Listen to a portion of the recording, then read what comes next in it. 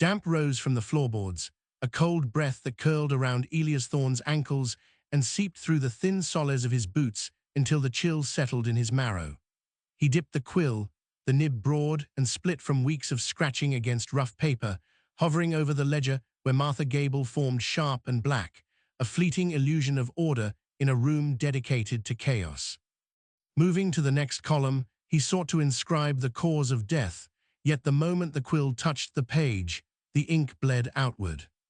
It happened instantly, the cheap parish pigment watery and grey as dishwater surrendering to the humidity hanging heavy in the dead-house air. The A of apoplexy swollen, while the P dissolved into a dark bruise on the paper, the rest of the words smearing into a shapeless cloud that looked less like a medical verdict and more like a confession washed away by rain. Elias cursed under his breath, a sharp exhale that fogged briefly before vanishing into the gloom. He grabbed a fresh sheet, the friction of his rough wool sleeve catching on the wet edge of the previous page to drag a grey streak across the margin. Again, he muttered, the sound of his own voice startling him within the thick, pressing weight of stone walls and the stillness of the dead. Today the silence felt different, waiting rather than resting. He redipped the quill, shaking off the excess drop that trembled at the tip, threatening to fall and ruin another line before his hand moved faster, pressing harder to force the ink to bite into the fiber before the damp could claim it. Apoplexy. The word sat there, stark and final, yet the edges already softened, blurring as he watched while Martha Gable lay on the slab 3 feet away, covered by a sheet that had seen better decades. She was small, swallowed by the coarse linen, her feet protruding slightly at the end with toes curled in the eternal grip of the cold. Elias had seen her when they brought her in an hour ago, dumped from a cart that rattled like a broken bone against the cobbles behind St. Leonard's. A woman found in the alley, the driver had said, face down in the muck with no name on her lips and no purse in her hand, just another soul the city had chewed up and spat out near the churchyard gates. He looked back at the ledger where the ink continued to spread, a slow, grey creep that ate at the letters as if the page itself rejected the truth of the word, refusing to hold the shape of a lie so neatly. Elias wiped his forehead with the back of his hand, leaving a smudge of graphite and sweat on his skin, while the workhouse smelled of boiled cabbage and something sharper, metallic, the scent of old blood that no amount of scrubbing could lift from the stone. Stupid ink, he whispered, the words barely audible against the draft sweeping through the room to rattle the loose pane in the high window. The flame of the tallow candle on his desk flickered, casting long, dancing shadows that stretched towards the slab where Martha Gable's sheet rose and fell slightly with the air current, a mock breath that made Elias flinch. He told himself it was the cold, the damp chill that settled in the marrow of anyone who worked among the dead this long, but his pulse hammered a quick, uneven rhythm against his wrist. He reached for the sand shaker to dry the page, sprinkling the grey dust over the wet ink until the sand stuck to the damp spots, clumping into dark patches that looked like mold. He blew gently, sending a small cloud of grit into the air, watching it settle on the desk, on his sleeves, on the floor, and when he brushed the excess away, the word apoplexy remained, dull now, textured with sand, the edges still soft, still uncertain. Right then, he said to the empty room, that will do. It wouldn't do, not really, for he knew what the smudge looked like and what it meant, though saying it or writing it clearly was a different matter entirely. The parish paid him to record, not to question, while the coroner had signed the verdict, a man with rosy cheeks and a belly full of porter who barely glanced at the bodies before scribbing his approval. Natural causes, apoplexy, visitation of God. The phrases were shields, protecting the living from the ugly realities of the dead. Elias capped the inkwell, the cork making a soft pop as it sealed the smell of iron and gall, and stood up, his joints cracking in the cold while the wool of his coat felt heavy, soaked through with the moisture of the room. He walked to the slab, his boots echoing on the flagstones, each step a distinct, lonely sound, stopping beside Martha Gable where the sheet covered her face, but he could see the line of her jaw, pale and stiff against the linen. He hesitated, for protocol demanded he leave the body undisturbed until the cartmen arrived, but the smudge on the page nagged at him, a visual itch he couldn't scratch. Slowly, carefully, he lifted the corner of the sheet, while the air in the room seemed to drop another degree. Her face was grey, the skin waxy and tight over the bone, her eyes closed, lashes dark against the pallor, nothing unusual there since death made everyone look the same eventually, stripped of their quirks and tempers, reduced to mere matter. Then he saw it, just below the left ear, hidden by the angle of her head and the shadow of her hair, a mark distinct and defined, like the imprint of a thumb pressed hard into the soft flesh of the neck. Elias leaned closer, the candlelight catching the dark crescent, and knew the ledger would lie forever while the truth rested cold beneath his hand. The latch lifted with a click that snapped the air, sharp as a bone breaking. Elias dropped the sheet. It settled over Martha Gable's face with a whisper of linen, hiding the dark crescent beneath her jaw just as the door swung wide to admit a gust of wind that made the candle flame bow flat against the wall. Mr. Jedge filled the doorway, a broad man in a coat of heavy black broadcloth that drank the light, his presence bringing the smell of peppermint and stale tobacco into the room where the scent of boiled cabbage still clung to the damp plaster. He did not look at the dead woman, nor at the candle gutting in its own grease, but fixed his eyes on the ledger where Elias stood guarding the page like a miser over gold. 3 bodies, Thorne. Jedge's voice was low, stripped of courtesy, carrying the weight of a man who counted breaths in pennies. He stepped inside, boots striking the flagstones with a rhythmic thud that echoed the distant rumble of wheels outside, the death cart waiting in the lane to collect its due. Elias swallowed, the taste of copper sharp on his tongue, and moved his arm to shield the wet ink on the page, though the damage was already done, the word apoplexy bleeding slowly into the fiber like a bruise spreading under skin. "The cart is waiting," Jedge said, tapping a finger against the wood of the desk, the nail yellowed and thick from years of handling parish documents. "Nova Scotia Gardens needs clearing before noon. You have Martha Gable, the boy from the ditch, and the old man from the infirmary step." "There is a mark on Gable," Elias said, the words leaving his mouth before he could weigh them, before he could consider the safety of holding his tongue. "Below the ear, dark, like a thumb."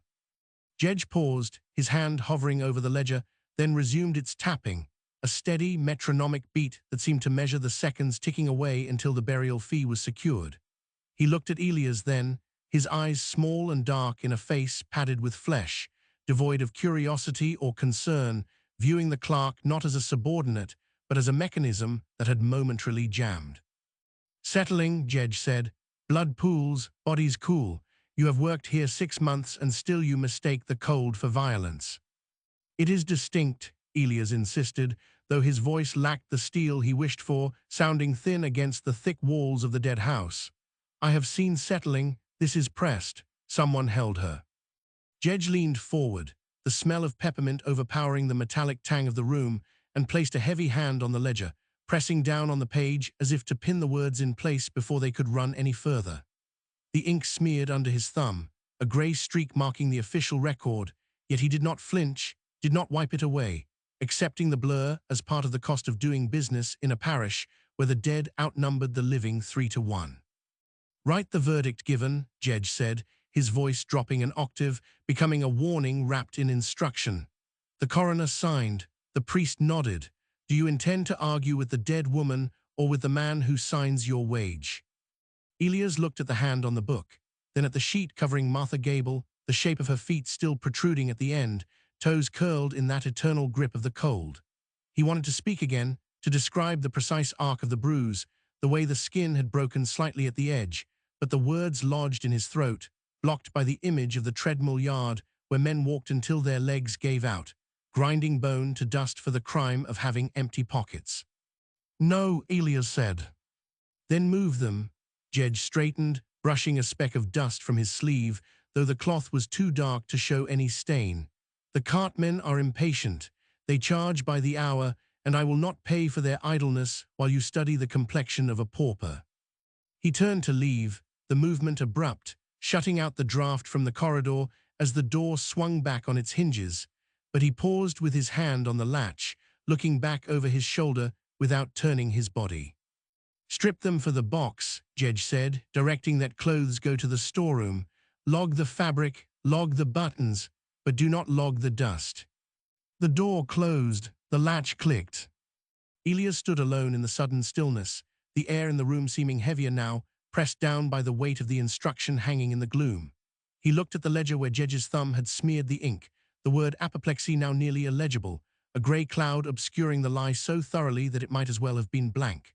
Outside, the cart wheels rattled again, closer this time, the horses snorting in the fog, impatient for their cargo of wood and flesh to be loaded onto the dray. He walked back to the slab, his boots sounding loud on the stone, each step a reminder that he was alive while the woman under the sheet was not, a distinction that felt increasingly fragile in the cold light of the workhouse. Elias reached for the linen, his fingers trembling slightly, not from the chill, but from the knowledge that he was about to participate in the erasure he had just witnessed, complicit in the smoothing over of the truth. He pulled the sheet back down to her waist, exposing her hands, her chest, the rough fabric of her petticoat that would need to be removed before she could be placed in the pine box meant for 3. Protocol demanded it.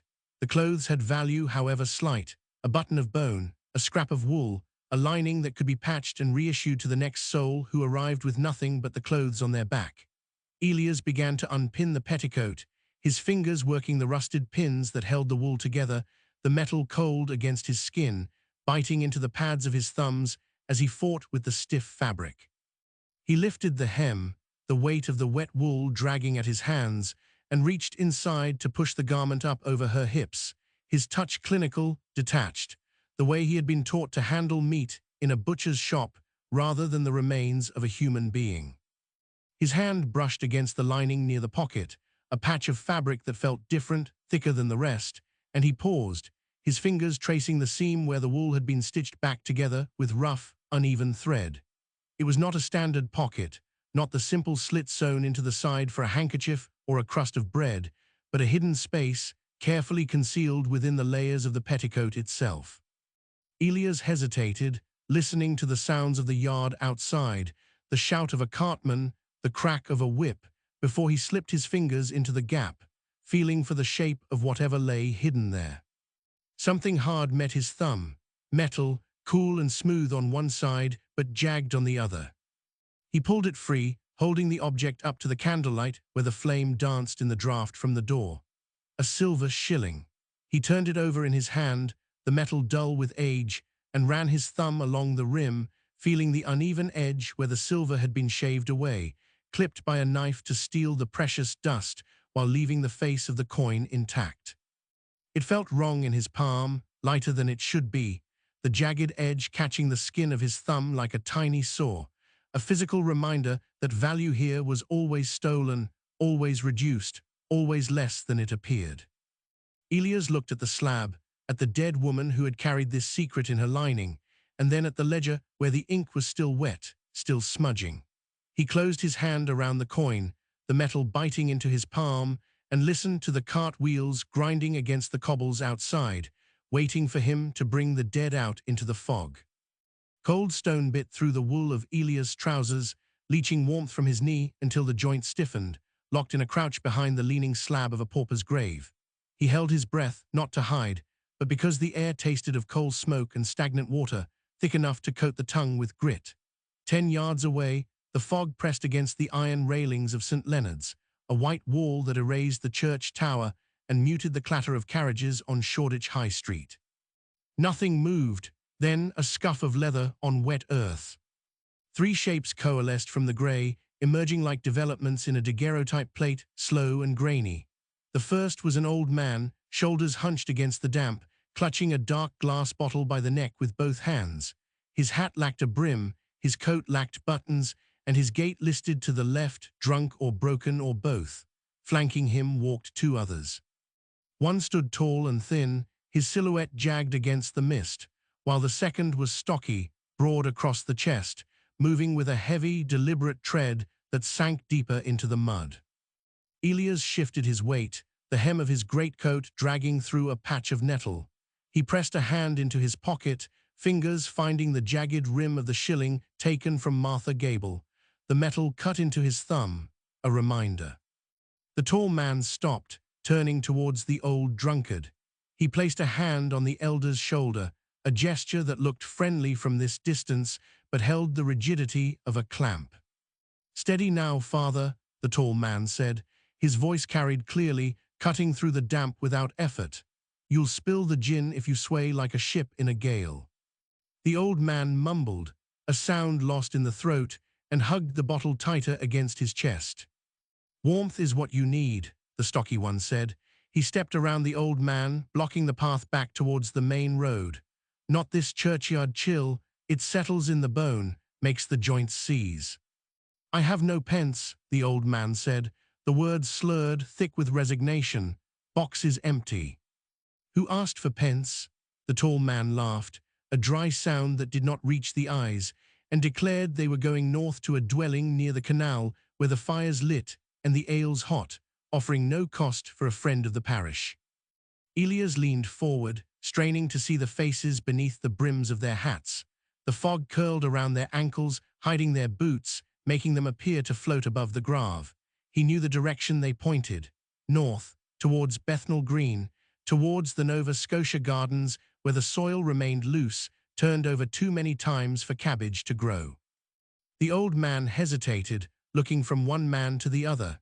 He lifted the bottle, took a long pull, and wiped his mouth with a sleeve that shone with grease. "Ale?" the old man asked.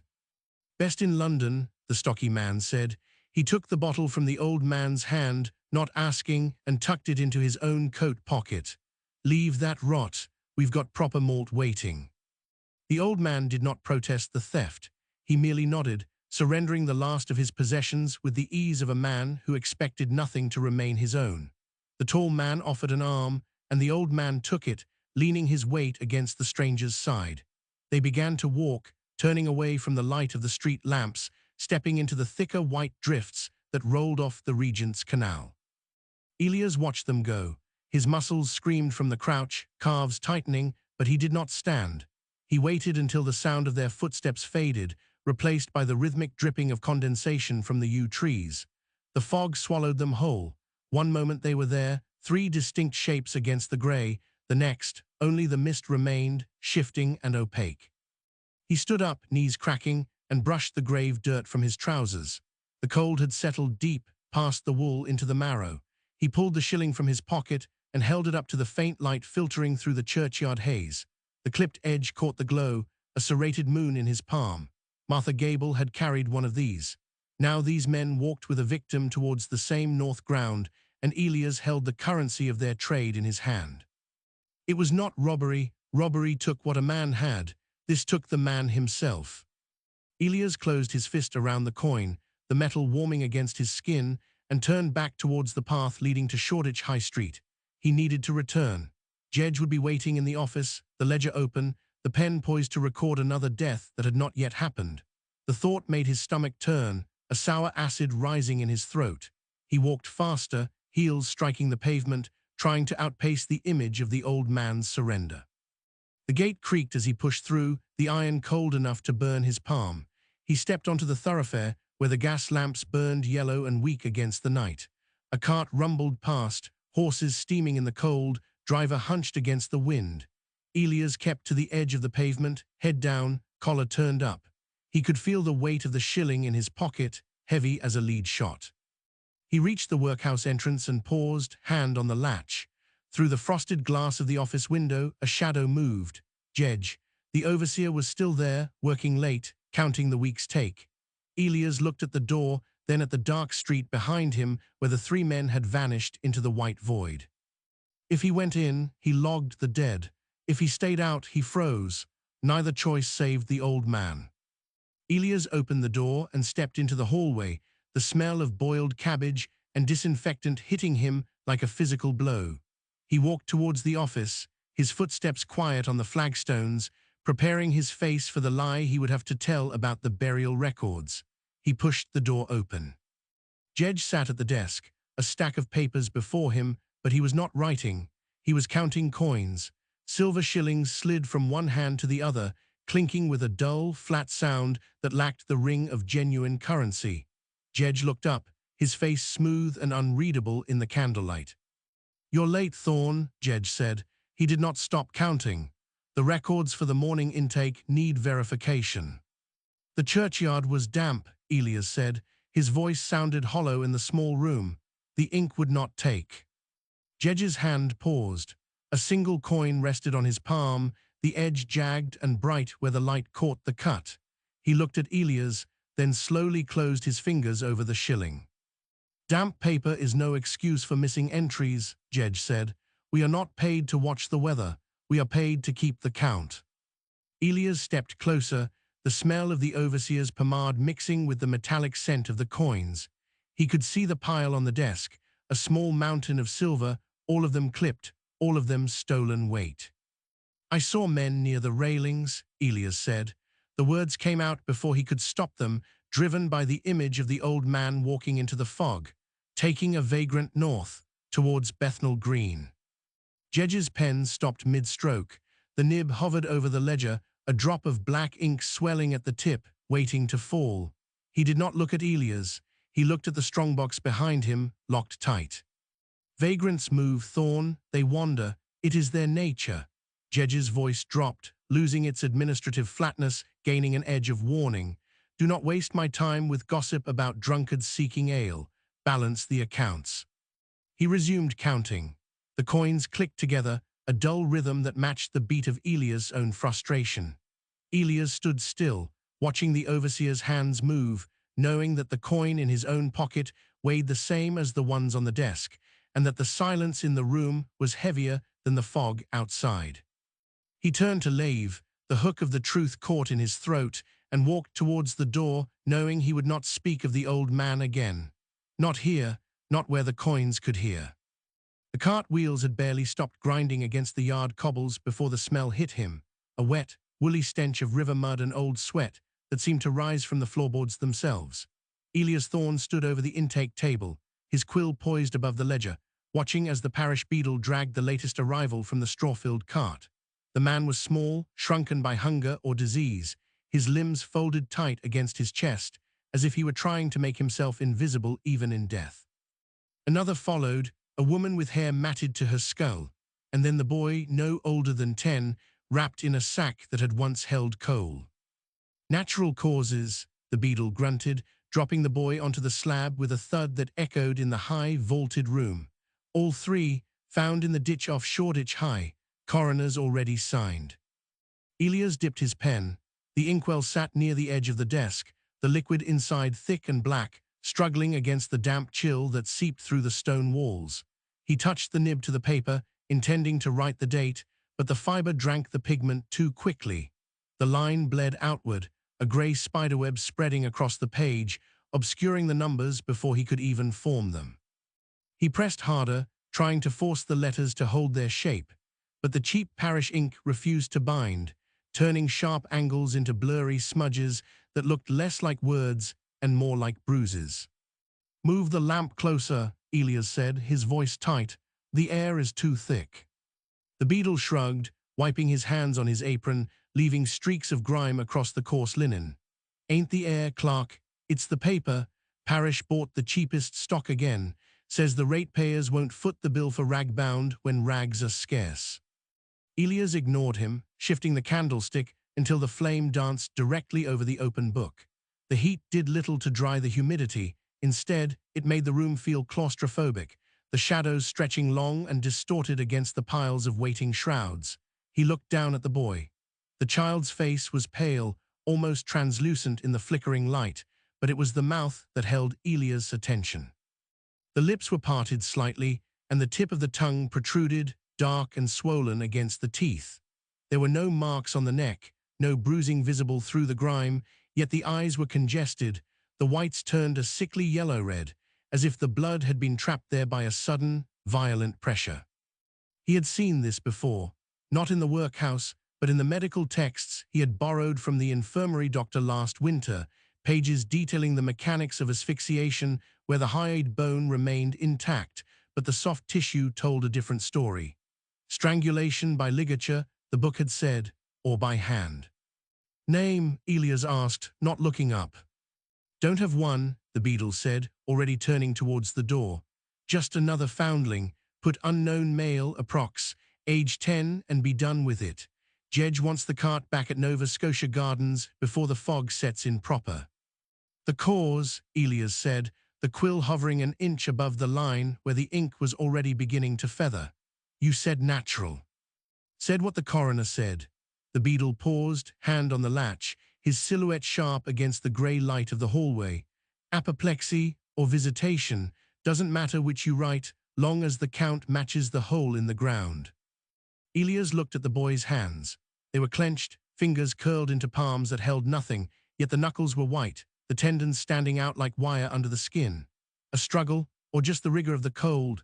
He thought of the old man from the night before, the one he had seen walking towards Bethnal Green with the two men who moved with such purposeful silence. He thought of the clipped shilling in his pocket, the jagged edge pressing against his thigh like an accusation. If he wrote strangulation, Jedge would call him into the office. Jedge would speak of budgets, of the cost of an inquest, of the danger of alarming the ratepayers with talk of murderers when the parish could barely afford bread.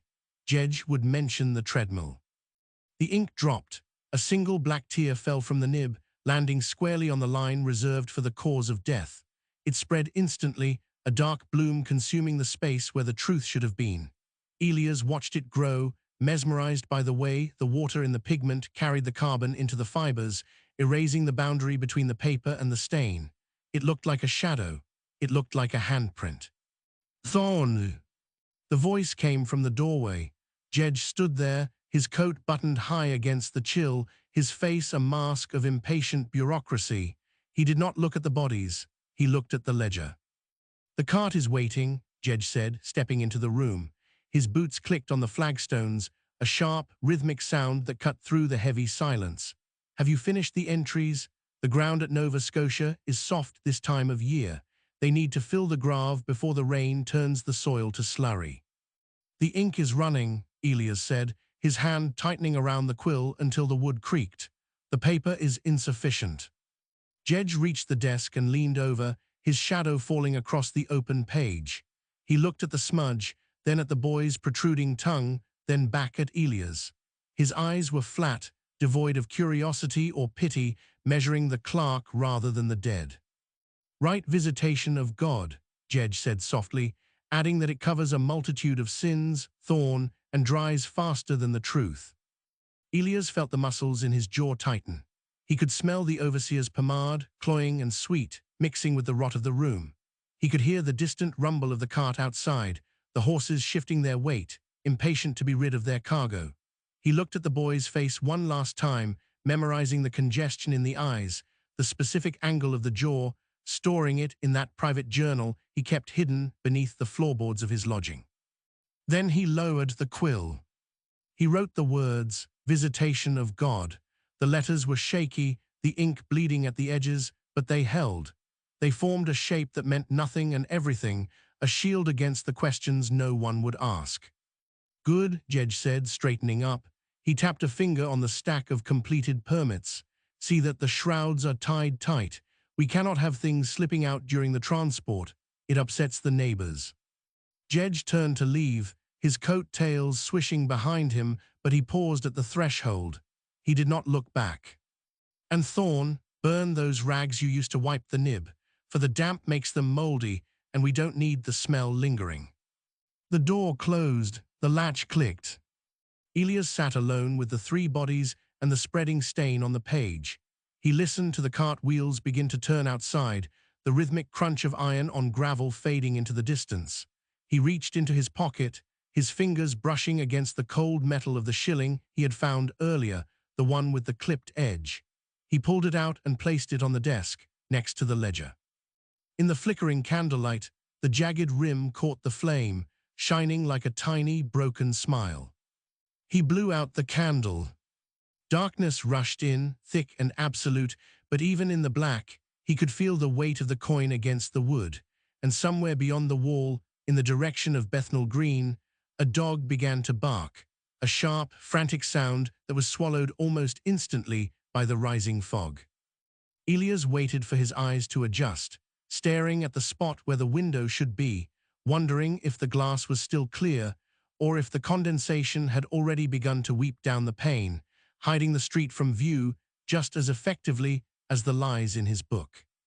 He stood up, his knees cracking in the quiet, and walked towards the window to peer out, needing to see if the fog had indeed taken hold, if the world outside had vanished as completely as the names of the dead.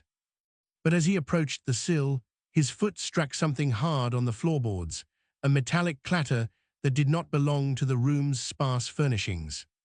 He froze. He had not dropped anything. The coin lay still. It had rolled a fraction of an inch after the impact, settling into a groove between the warped floorboards where dirt and grease had accumulated over years of neglect, forming a dark, sticky ridge that caught the silver edge.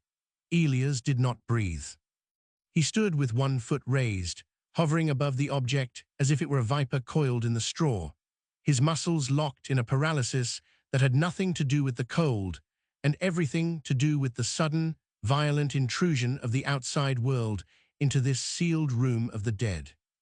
The dog's bark had ceased, swallowed by the thick, woolly air that pressed against the windowpane, leaving only the sound of his own blood rushing in his ears, a roaring tide that threatened to drown out the rational part of his mind, which insisted that coins did not simply materialize from the shadows.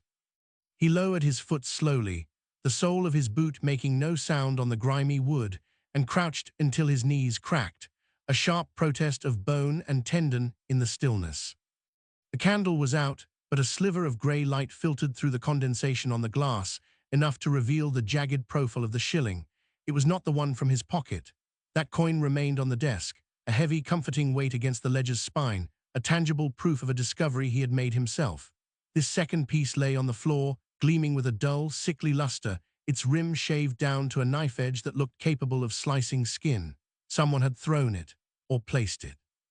The trajectory suggested a toss from the window, a casual flick of the wrist from the street below, landing with a precision that implied the thrower knew exactly where Elias stood, knew the layout of the room, knew the distance from the sill to the center of the floorboards.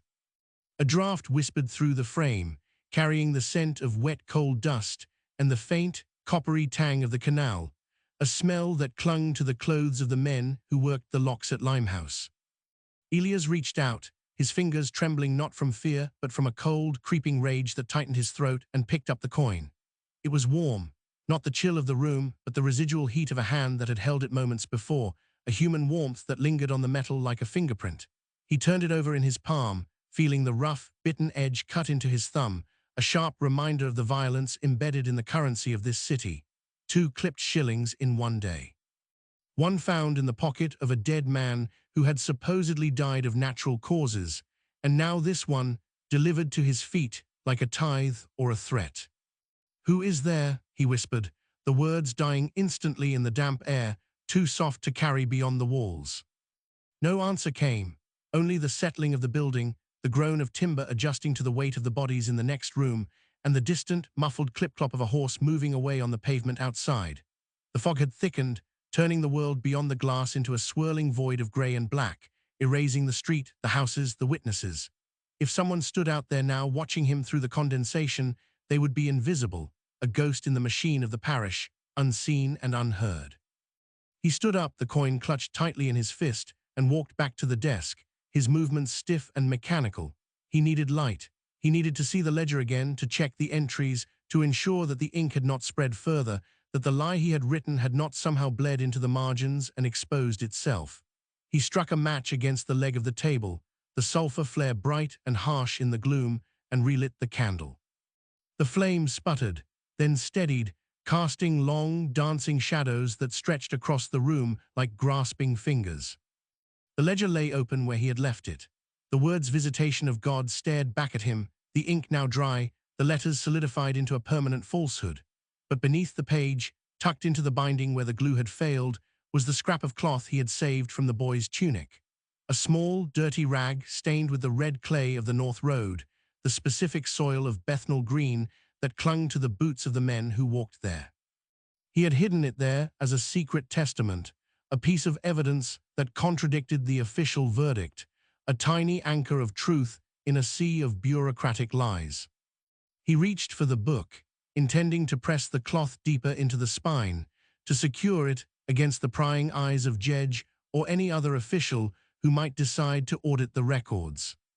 A noise from the corridor stopped him. Footsteps, heavy, deliberate, approaching with a rhythm that was too steady to be accidental, too purposeful to be a random passerby. They were not the clicking boots of Jedge, nor the shuffling slipper steps of the infirmary nurses. These were the boots of a labourer, weighted with mud, striking the flagstones with a confidence that belonged to someone who had a right to be there, or someone who no longer cared about rights.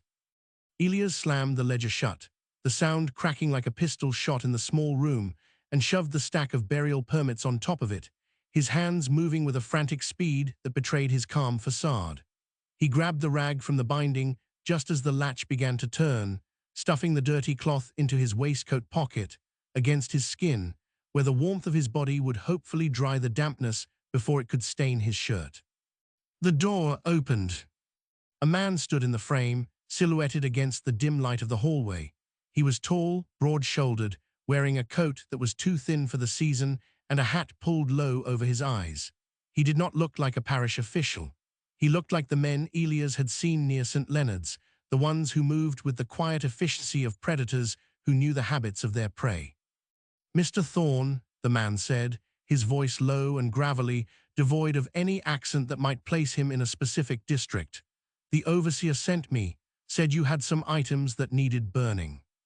Elias' hand drifted unconsciously to his waistcoat pocket, feeling the rough texture of the rag through the fabric, feeling the hard edge of the clipped shilling in his other fist. "Jedge," he asked, his voice steady despite the hammering of his heart. "He left only moments ago. He gave no such order." The man stepped into the room, closing the door behind him with a soft click that echoed the earlier sound of the latch, sealing them in together.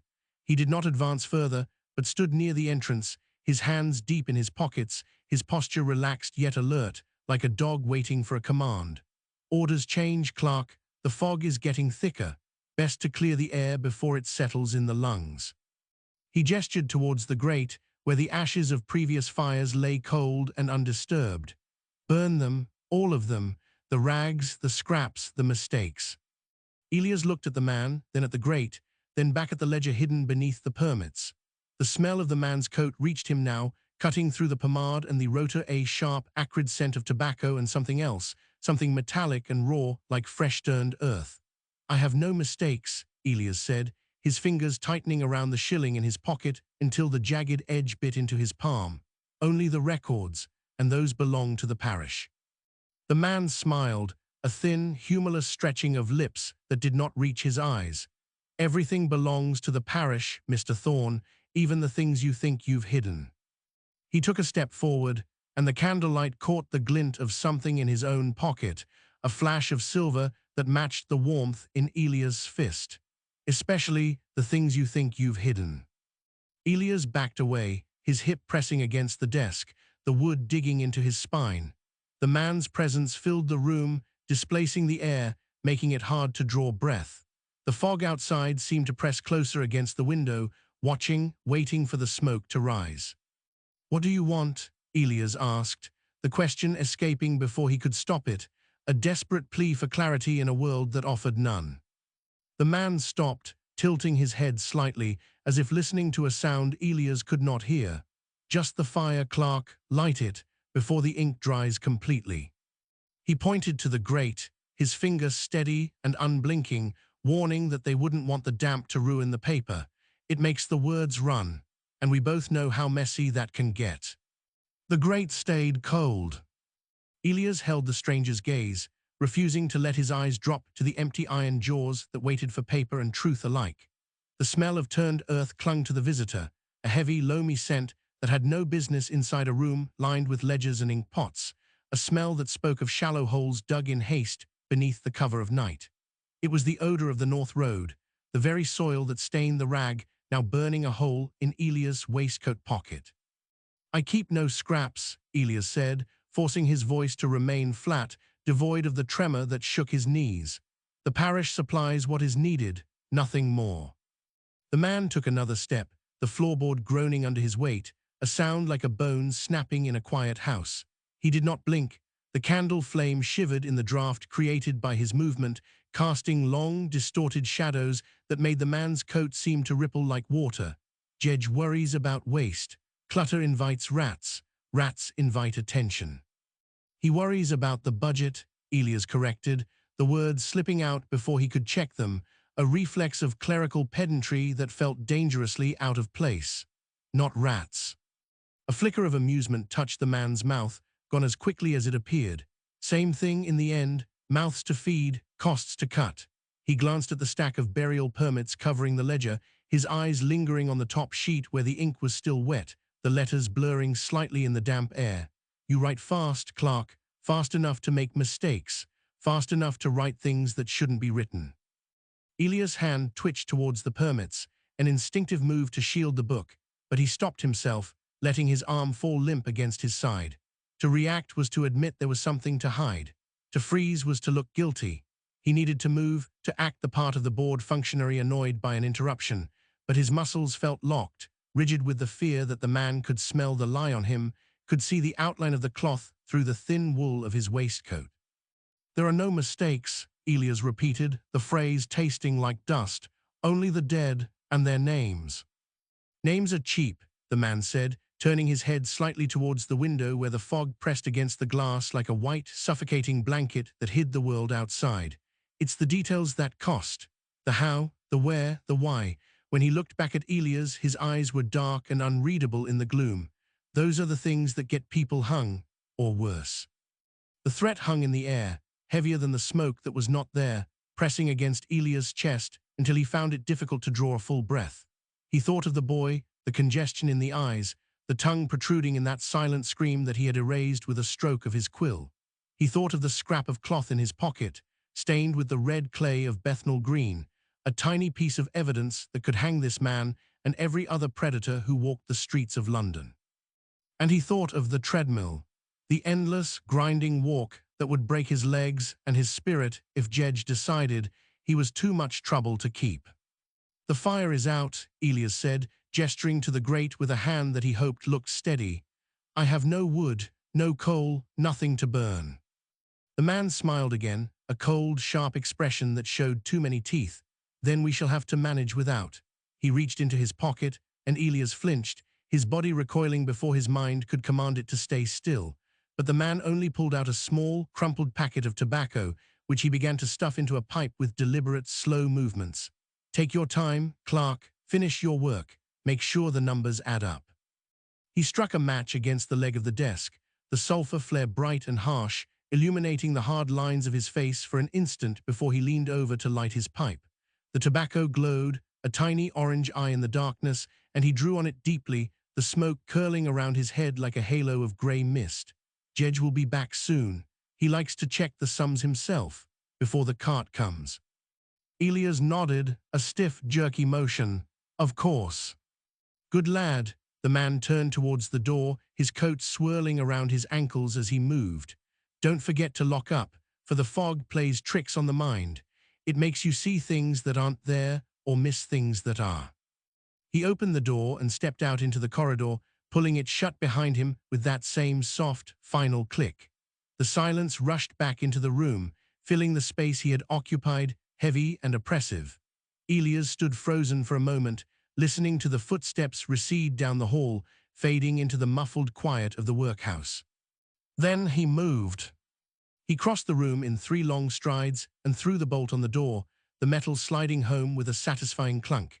He leaned his forehead against the wood, closing his eyes, trying to steady his breathing, trying to push the hammering of his heart down into his ribs where it belonged. The smell of tobacco lingered, mixing with the scent of damp paper and rot, creating a nauseating cocktail that made his stomach churn. He pushed away from the door and went to the desk, his hands shaking as he lifted the stack of permits. The ledger lay beneath, innocent and damning all at once. He opened it to the page where he had written the boy's name, the ink still glistening slightly in the candlelight. The words "Visitation of God" stared back at him, a lie carved in permanent black. He reached into his pocket and pulled out the scrap of cloth. It was damp with his sweat, the red clay smeared across the fabric like dried blood. He looked at it for a long moment, then tucked it back into the binding of the book, deeper this time, wedging it between the pages where the spine was thickest. It was a small thing, a worthless thing, but it was his. A draft brushed against his neck, cold and sudden. Elias turned. The window was closed, the latch secure. Yet the candle flame danced violently, bending low as if bowing to a king. He walked to the glass and peered out into the fog. The courtyard below was invisible, swallowed by the white void, but the sill was clear, illuminated by the faint glow of the candle. Something sat there. He slid the window open, the wood groaning in protest, and reached out.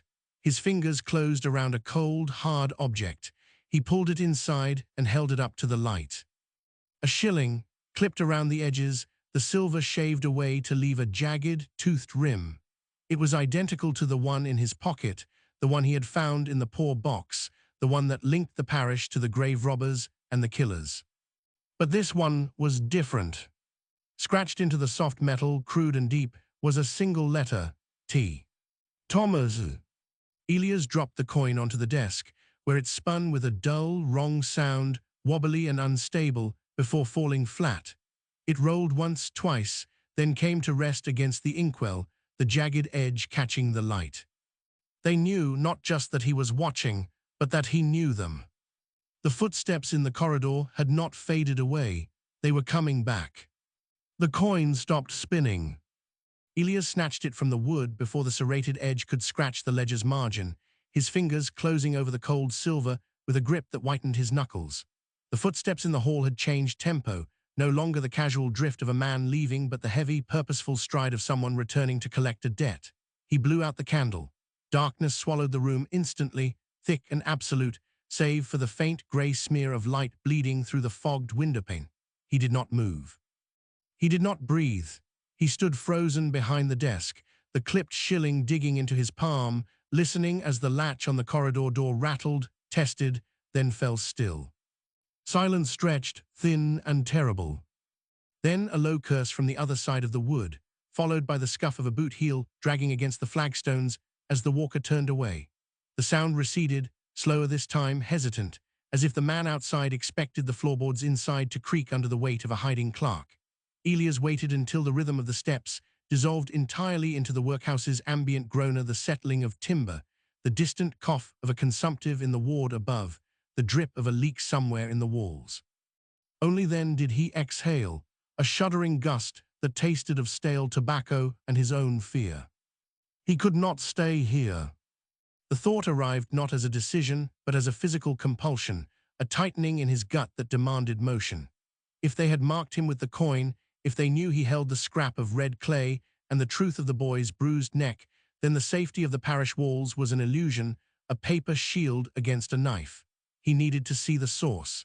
He needed to trace the line from the ledger's lie to the place where the lie began.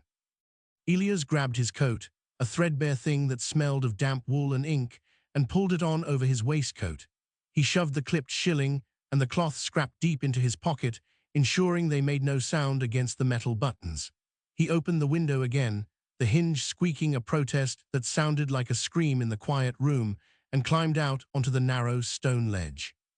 The drop to the courtyard was 10 feet, a tumble that would break an ankle or worse, but the ground below was softened by weeks of rain and the accumulated muck of the yard. He hung from the sill, fingers scraping against the rough stone, then let go. He landed in a squat, mud sucking at his boots, the impact jarring his teeth. He rolled immediately, coming up low, and scrambled towards the gap in the wall where the ivy choked the brickwork. This was the route the rats used, the path the drunkards took to slip out for gin, and now it was the exit for a clerk who had decided to stop recording death and start hunting it. The fog outside the workhouse was a different beast entirely. Inside the walls, it was merely damp. Out here, in the open stretch towards Shoreditch, it was a physical weight, a cold-choked blanket that pressed against his eyes and filled his lungs with the taste of sulfur and rotting vegetation.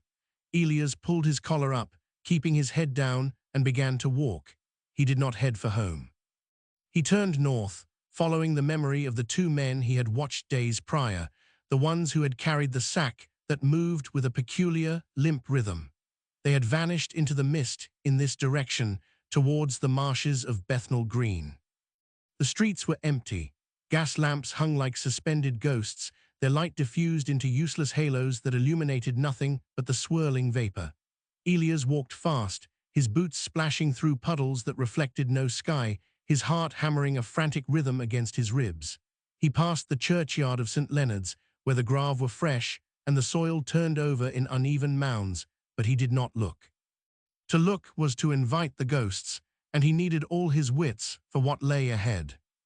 As he moved further north, the paved roads gave way to dirt tracks that quickly dissolved into sucking mud.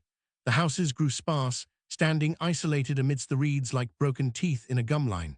This was the edge of the city, the place where London ran out and the marshes took over, a no-man's land where the parish watch rarely tread and the law held less sway than the tide.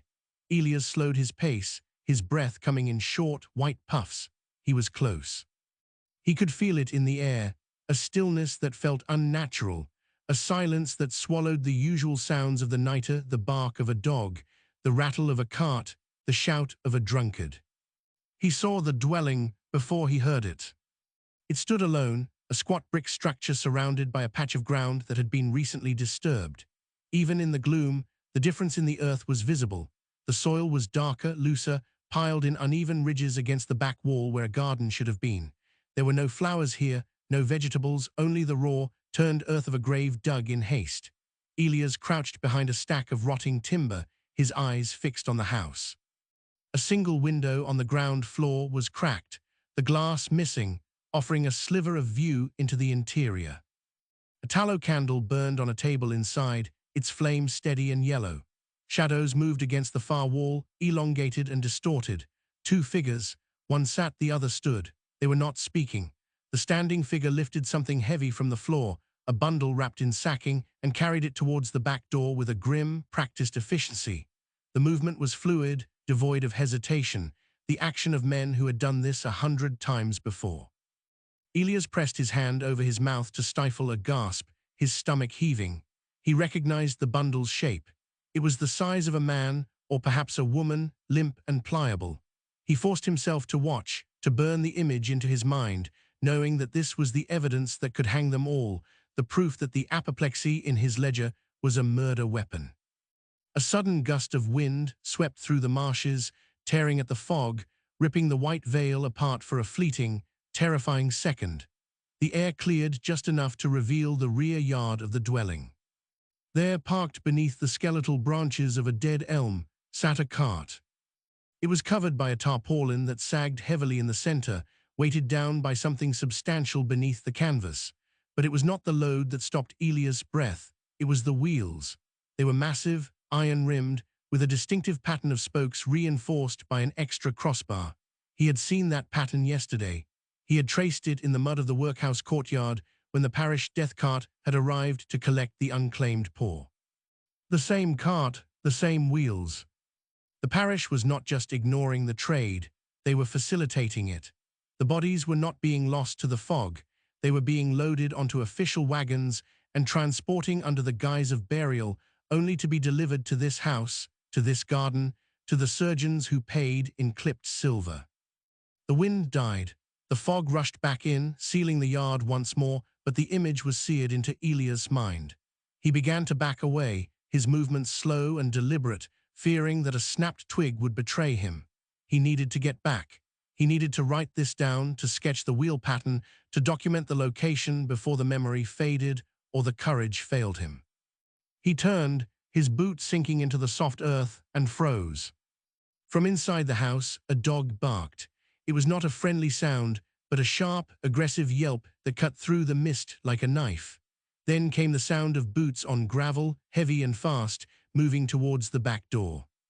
"Who's there?" a voice, rough and low, carrying easily in the still air. "I heard summit." Elias did not wait. He turned and ran, scrambling over the uneven ground, his coat tangling in his legs.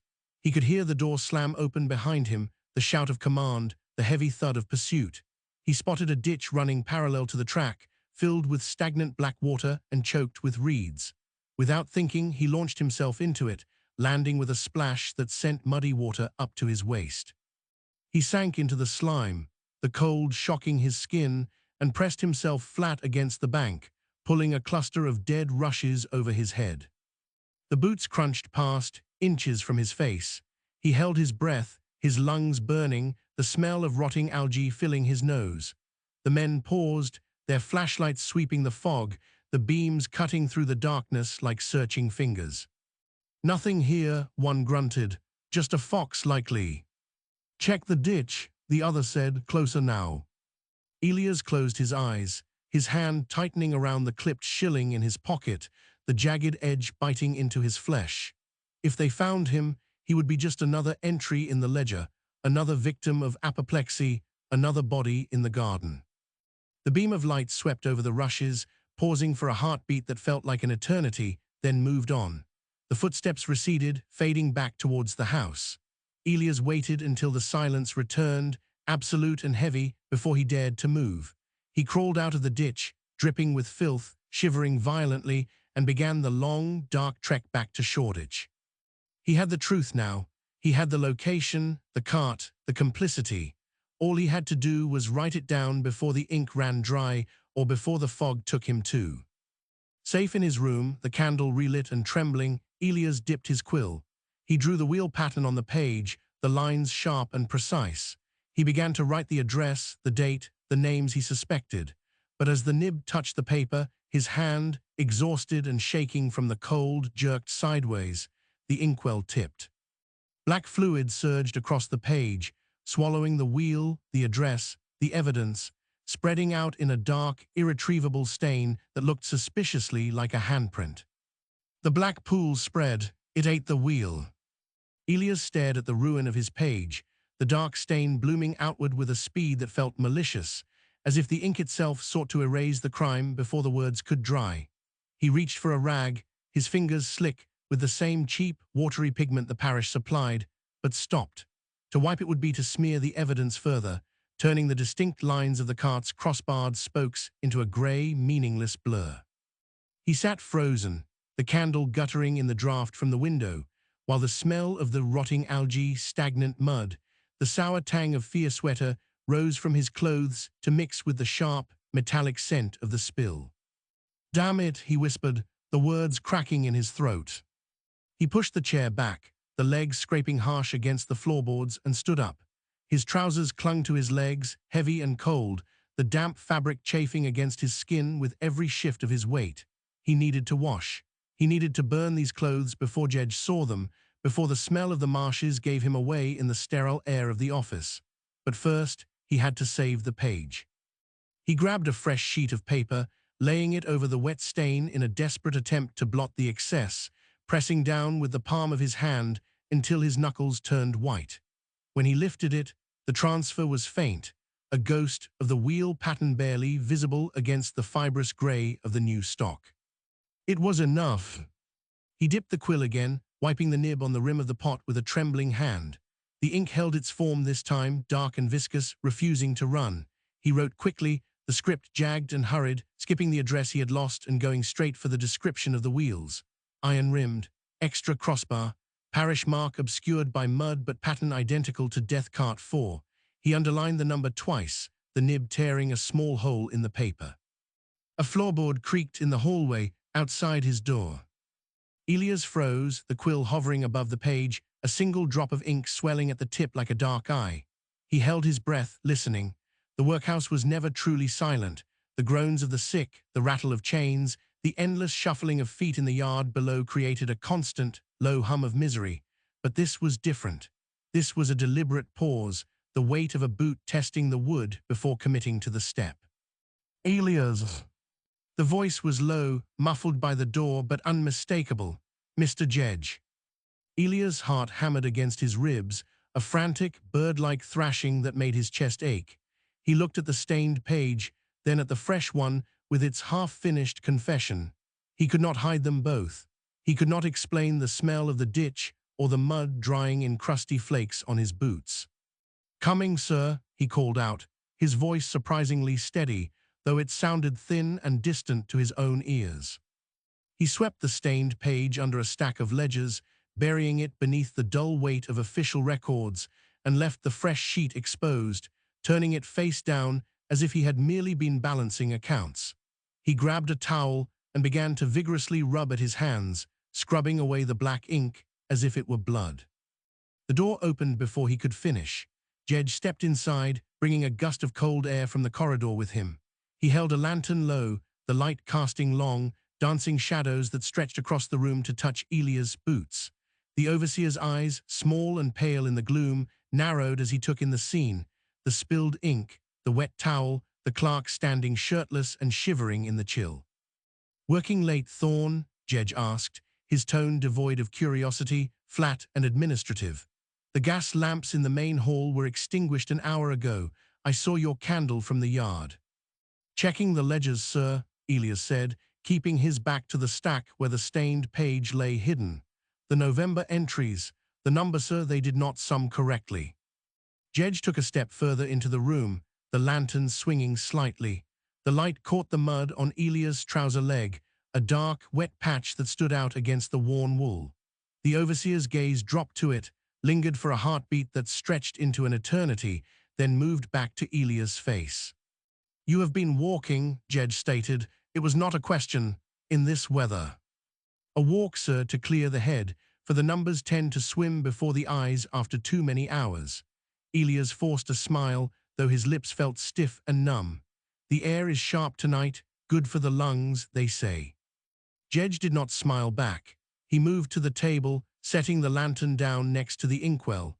He reached out a finger and touched the rim of the pot, rubbing the residue between his thumb and forefinger. He brought his hand close to his face, inspecting the stain. "Cheap stuff," Jedge muttered, more to himself than to Elias, noting how it bleeds if you look at it wrong and makes a mess of everything.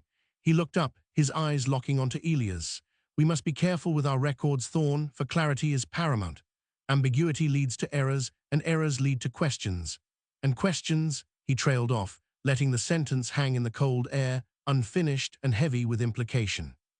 "Yes, sir," Elias said. "Clarity." Jedge nodded slowly, seemingly satisfied, or perhaps merely tired. He turned towards the door, his coat brushing against the frame. "See that you lock up when you are done. The nights are long, and there are those who would take advantage of a lone clerk lost in his sums." He paused at the threshold, looking back over his shoulder to address Thorne, commanding him to wash his boots before morning, since mud on the office floor is a tripping hazard. We cannot have accidents. The door clicked shut, the lock engaged with a solid final thud. Elias waited, counting the seconds as Jedge's footsteps receded down the hall, fading into the general noise of the building. Only when the silence returned, absolute and suffocating, did he let out the breath he had been holding. His legs gave way, and he sank back into the chair, the wood groaning under his weight. He looked at the hidden page beneath the ledgers. The ink had dried now, the stain fixed and permanent, a dark Rorschach blot obscuring the truth he had risked his life to find. He pulled it out, smoothing the crumpled edge. The wheel pattern was gone, swallowed by the black tide, but the ghost impression on the second sheet remained, faint but legible to the eye that knew what to look for. He picked up the quill again. His hand was steady now, the tremor gone, replaced by a cold, hard resolve that settled in his gut like a stone. He turned to a fresh page, far away from the spill, and began to write. He would not draw the wheel again. He would not risk the ink failing him a second time. Instead, he wrote the only thing that mattered, the one fact that could not be smudged or erased by a clumsy hand or a watery pigment. November 14, 1831. The parish cart goes to Bethnal Green. The dead do not rest. He blew on the wet ink, watching it gleam in the candlelight, and wondered how long it would take for the damp to rise again, to blur the letters, to hide the words from any future eye that might dare to read them. The candle flickered, casting his shadow against the wall, a giant, distorted shape that seemed to reach for the door, for the fog, for the house with the fresh earth piled against the back. He blew the candle out. Darkness rushed in, thick and absolute, but Elias did not move. He sat in the blackness, listening to the wind howl outside, waiting for the morning, waiting for the next name to be added to the list, waiting for the ink to run dry. The knock arrived before the candle could gutter out, a sharp rap of knuckles on oak that vibrated through the table and up Elias' forearms. "Enter," he called, his voice cracking slightly in the stale air. He did not reach for the ledger. He did not try to hide the fresh page with its single damning sentence. There was no time, and besides, the lie of omission had served him well enough thus far. A direct falsehood now might snag on something trivial, a tremor in the hand or a delay in the eye.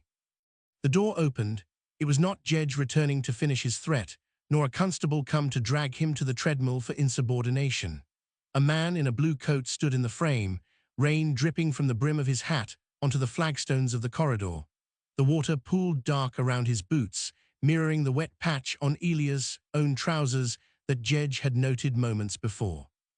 "Elias Thorne?" the man asked. He did not step inside. He kept one hand on the doorframe, as if ready to bolt back into the night should the room prove contaminated. "I am he," Elias stood, his knees stiff from the cold chair. "You have the advantage of me." "Constable Miller, Shoreditch Division." The man tipped his hat, revealing a face carved from grey stone and exhaustion, the skin pulled tight over cheekbones that spoke of missed meals and too many nights watching the fog roll off the canal. "Mr. Jedge said I'd find you here, said you were the one keeps the books straight when the rest of the parish is sleeping off their gin." Elias said nothing. Praise from Jedge was a currency more suspect than the clipped shillings circulating in the market. It usually preceded a demand for labor no honest man would willingly undertake. He waited, letting the silence stretch until it became uncomfortable, forcing the constable to fill it. Miller shifted his weight, the leather of his boots creaking. "There's a matter tomorrow morning, early, before the sun proper breaks." He paused, looking past Elias to the candle, then back to the clerk's face.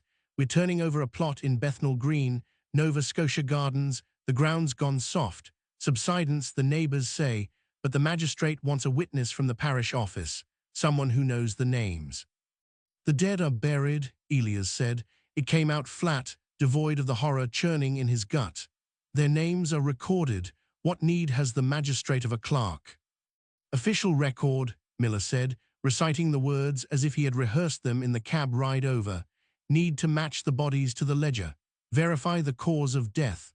Standard procedure when the earth shifts unexpected." Standard procedure. The phrase hung in the room, absurd and heavy.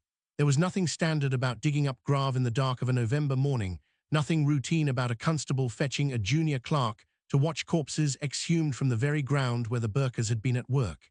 Elias felt the cold seep through his socks, a damp chill that had nothing to do with the weather and everything to do the knowledge that the net was tightening, not around the killers, but around the truth itself. "What time?" Elias asked. 4 o'clock, Miller said, instructing him to be at the gates of the gardens without a lantern, since they would have lights of their own. He turned to leave, then stopped, glancing back over his shoulder. His eyes dropped to the desk, to the open ledger where the ink was still wet, gleaming black under the candlelight. He did not read the words. He did not need to. The sight of the fresh entry, the solitary lines standing out against the blank page, seemed to satisfy some unspoken requirement. "And Thorne," Miller's voice dropped, shedding its official edge to become something quieter, almost human. "Wear your thick coat."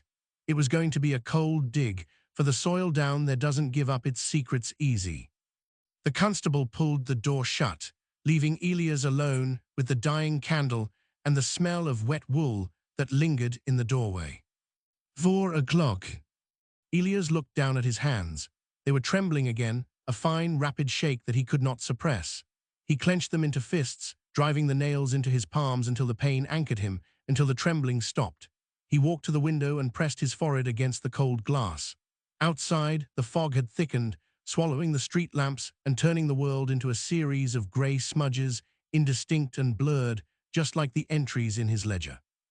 Somewhere out there, in the darkness of Bethnal Green, the earth was waiting.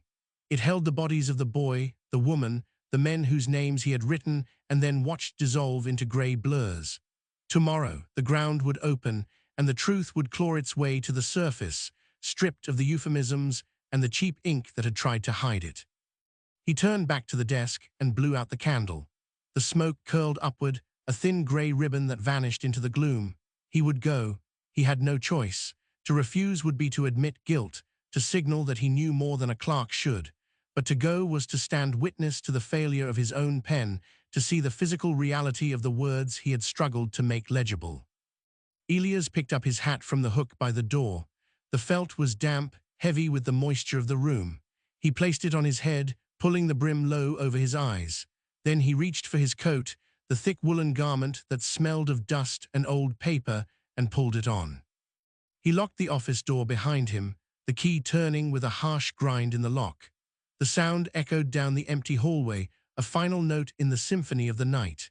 He began to walk, his boots making no sound on the stone floor, moving towards the exit, towards the fog, towards the grave that waited in the dark.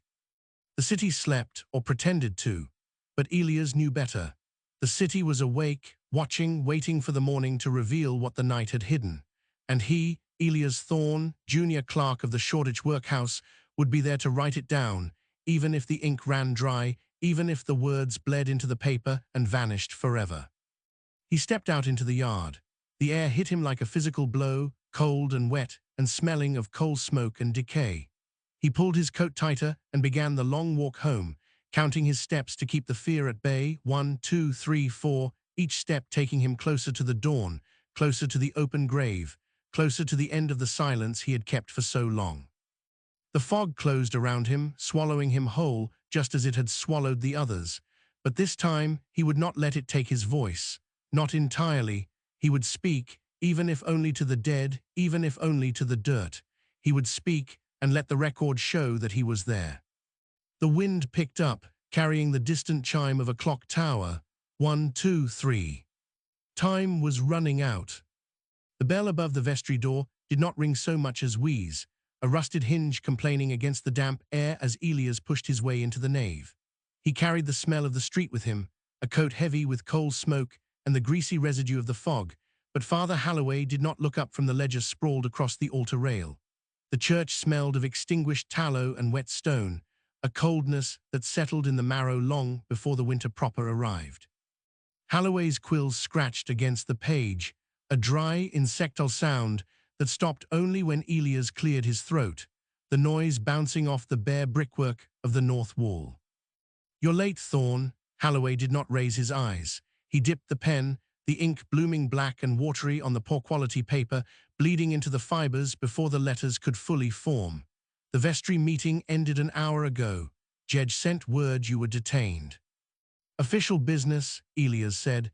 He stepped closer to the altar, his boots leaving faint, muddy prints on the flagstones. "A matter of record." Halloway finally looked up, his face a map of exhaustion, the skin beneath his eyes gray and slack, as if the candlelight had drained the color right out of him. He was a man worn down by the sheer volume of the dying, a shepherd whose flock multiplied faster than he could bury them. "Record," he repeated, the word tasting sour in his mouth. "We have too many records and not enough ground. The sexton tells me we are digging into the water table. Bodies floating up in the grave, Elias." "It is unseemly." "It is necessary," Elias said, though the conviction felt thin, a fragile shell over the nausea churning in his gut. He thought of the purse in his pocket, the clipped shillings rattling softly against his thigh with every step he had taken from the workhouse, a jagged rhythm that matched the beat of his own guilt. "I came to speak of souls, Father, not soil."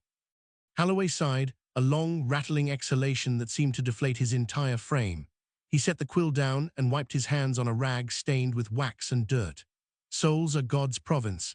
The parish handles the meat, you know this. We have no funds for inquiries, no budget for coroner's fees beyond the statutory minimum. If a man dies of apoplexy, we bury him. If he dies of want, we bury him. The cause is irrelevant to the coffin." "And if the cause is a rope?" Elias asked. The question hung in the air, sharp and dangerous, cutting through the polite fiction they had maintained for months. He watched Halloway's hands, seeing the way the priest's fingers twitched, wanting to reach for the quill again, to hide behind the administrative blur of the ledger. "If the neck bears marks that apoplexy cannot explain." Halloway stood up, the chair scraping harshly against the stone floor. He walked around the altar, putting the wooden barrier between himself and the clerk, a physical manifestation of the distance he intended to keep. "Do not bring your suspicions here, Thorne. I am a priest, not a magistrate. I cannot investigate every bruise on every pauper that washes up on our doorstep. The city is full of violence. It is the nature of the poor to break each other." "This is not breaking," Elias said, his voice dropping to a whisper that barely carried across the nave. "This is harvesting. I have seen the lists. The surgical schools are paying premiums for fresh subjects. Jedge knows, the vestry knows, and now you tell me the church sees nothing." "The church sees what it can afford to see," Halloway snapped, the fatigue giving way to a flash of defensive anger. He grabbed a candlestick, gripping the brass until his knuckles turned white, the metal cold and unyielding under his palm. "We are drowning, Elias. The rates are unpaid, the workhouse is overflowing, and the fever takes 3 for everyone we can bury. If there is a trade in bodies, if there is coin changing hands to ease the burden on the ratepayers, then perhaps it is a mercy. Perhaps it is better they serve science in death than starve in life." Elias stared at him, the words landing with the weight of a physical blow. He had expected denial, perhaps a promise of prayer, but not this cold, pragmatic absolution of murder. The priest was not blind. He was complicit, washed clean by the sheer scale of the disaster. The moral architecture of the parish was not crumbling. It had been dismantled, piece by piece, to balance the books. "A mercy," Elias repeated. The word felt wrong in his mouth, a lie dressed in holy vestments. "You call strangulation a mercy." "I call it survival," Holloway said, turning his back on Elias to face the crucifix hanging above the communion table. The figure of Christ was faded, the paint peeling from the wood, the eyes obscured by a layer of grime that no amount of polishing could remove. "Go home, Thorne, finish your ledgers, write apoplexy where they tell you to write it, save your soul by minding your own business. The rest is beyond us." Elias stood alone in the silence of the nave, the only sound the drip of water from a leaking gutter somewhere in the roof, a rhythmic plashing that counted down the seconds of his own indecision. He looked at the priest's rigid back, the set of the shoulders that refused to turn, and understood that there would be no help here. The church was just another room in the same great machine, grinding the poor into dust and selling the remnants to the highest bidder. He reached into his pocket, his fingers brushing the jagged edge of a clipped shilling, the metal cold and sharp against his skin. "As you say, Father," Elias said, his voice flat, stripped of any emotion he could not afford to display. "I will mind my business." He turned and walked back towards the door, the muddy prints of his boots marking his path across the clean stones, a trail of dirt leading out of the sanctuary and back into the dark. Holloway did not move, did not offer a blessing, did not even acknowledge his departure.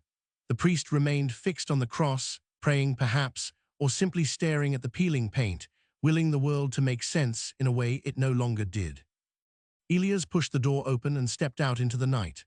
The fog had thickened, pressing against his face like a wet wool cloth, blinding and suffocating. He pulled his coat tighter, the fabric stiff with damp, and began the walk home, the clipped shillings heavy in his pocket, a tangible weight of the sin he now carried alone. The streets were empty, the gas lamps reduced to faint, haloed ghosts in the mist, offering no light, no guidance, only the illusion of safety. He walked quickly, his head down, avoiding the shadows that seemed to stretch out and grab at his ankles, whispering of the things he had seen and the things he had allowed to happen. When he reached his lodgings, a single room above a chandler's shop in Spitalfields, he locked the door and bolted it, the wood groaning under the pressure of his hand. He lit a single candle, the flame sputtering before catching, casting long, dancing shadows against the peeling wallpaper. He sat at the small table and emptied his pocket, the coins clattering onto the wood, their jagged edges catching the light.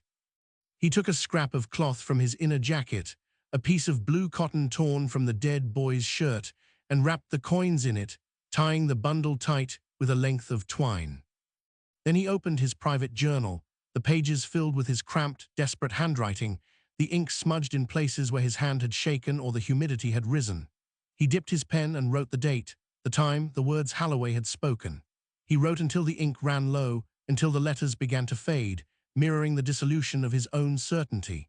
He knew this book could hang the overseer, could bring down the vestry, could expose the entire rotting structure of the parish. But as he looked at the words, he felt only a cold, hollow dread. To speak was to destroy everything, to unleash a chaos that might kill more than it saved. He closed the book and tucked it beneath the loose floorboard under his bed, the wood creaking as he forced it back into place. He blew out the candle and sat in the dark, listening to the sounds of the city outside, the distant rumble of carts, the cry of a night watchman, the endless, muffled movement of the fog. He would sleep for an hour, maybe 2, then he would go to Bethnal Green. He would stand by the open grave and watch the earth give up its dead, and he would write it all down, every detail, every horror, knowing that the record was the only thing left that mattered. A knock at the door shattered the silence, 3 sharp raps that echoed in the small room. Elias froze, his hand hovering over the floorboard, his heart hammering against his ribs. No one came to this door at this hour. No one except the law. He waited, breath held, listening to the sound of footsteps shifting on the landing outside, the creak of a boot on the stair. The knock came again, louder this time, impatient. "Mr. Thorne," a voice called through the wood, deep and authoritative, devoid of any warmth. "Constable Miller, open up. We have a matter requiring your immediate attention." Elias exhaled, a long, slow release of air that did nothing to calm the tremor in his hands. He stood up, his legs stiff, and walked to the door. He unbolted it, turned the key, and pulled it open, revealing the constable standing in the dim light of the hallway, his face grim, his hat dripping with condensation. 4 o'clock came early, it seems," Miller said, stepping past Elias into the room without waiting for an invitation. He looked around the sparse quarters, his eyes lingering on the table, the journal, the wrapped bundle of coins. "Get your coat, Mr. Thorne. The ground in Bethnal Green is shifting, and the magistrate wants to know exactly who lies beneath." 4 o'clock came early, it seems," Miller said, stepping past Elias into the room without waiting for an invitation. He looked around the sparse quarters, his eyes lingering on the table, the journal, the wrapped bundle of coins. "Get your coat, Mr. Thorne. The ground in Bethnal Green is shifting, and the magistrate wants to know exactly who lies beneath." Elias reached for his greatcoat, the wool rough and cold against his palm, stiff with the damp that seeped through every wall in Spitalfields. He did not ask questions. Questions were for men who held leverage, and he held only a bundle of clipped silver hidden under a floorboard and a fear that tasted like old pennies on the back of his tongue. He pulled the coat on, buttoning it wrong at first, fingers fumbling with the frog closures until the brass teeth aligned. A small, stupid failure that made his chest tighten. "Move yourself," Miller grunted, turning back to the door, his boots heavy on the rotting stairs. "The fog's thick as suet out there. We'll be blind if we dawdle." They stepped out into the street, where the world had been reduced to a grey, churning void. The gas lamps along the pavement were little more than sickly yellow smudges, their lights swallowed whole by the cold-choked mist that pressed against the buildings, muffling the city's usual roar until only the squelch of their own footsteps remained. Elias followed the constable's broad back, a dark shape looming ahead, navigating by instinct rather than sight as they turned towards Shoreditch and then east, deeper into the tangled warren of Bethnal Green. The air smelled of wet ash and something else, something sweet and cloying that sat heavy in the throat, a scent Elias recognized from the dead house but had never encountered in the open street. It was the smell of earth that had been dug too soon, of roots severed before their time. "You know the place?" Miller asked, his voice low, barely carrying over the distance between them. "The dwelling in Nova Scotia Gardens," Elias replied, his own voice sounding thin, stripped of substance by the fog. "I have seen it from the perimeter, never entered." "Best you haven't, not until tonight." Miller stopped abruptly, raising a hand. "Here, where the magistrate's carriage waits just beyond this wall. Keep your head down and your mouth shut unless spoken to directly. There are neighbors gathered, curious sorts who think this is a carnival, yet they don't understand what we're pulling out of the mud." Elias nodded, though the gesture was lost in the gloom. They rounded a corner, and the silhouette of a 2-story brick house materialized out of the white void, its windows dark and shuttered, looking less like a home and more like a sealed tomb. A crowd had indeed formed, a huddled mass of shawls and flat caps pressing against the garden fence, their whispers rising and falling like the tide. Constables stood shoulder to shoulder, batons ready, pushing back the curious with dull, rhythmic thuds of wood against fabric. "Make way," Miller barked, as he shoved through the press of bodies, demanding they clear the line so the clerk could get through. Elias stumbled forward, caught in the wake of the constable's momentum, until they broke through the cordon and stepped onto the soft, churned earth of the garden. The smell here was overpowering, a physical weight that coated the tongue and strung the eyes. It was not just decay, it was the specific, intimate odor of human flesh returning to the soil, mixed with the sharp tang of turned clay. In the center of the yard, a group of men worked under the glare of a single lantern, their spades flashing as they bit into the ground.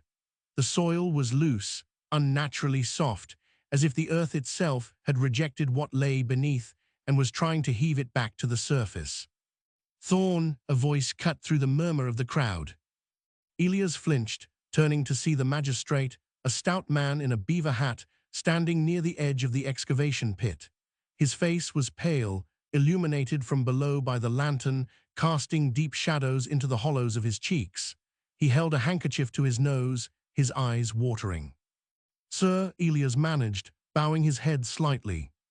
"Stand there," the magistrate ordered, pointing to a patch of grass near the pit's edge. "You keep the parish records for Shoreditch Workhouse. You know the names of the missing.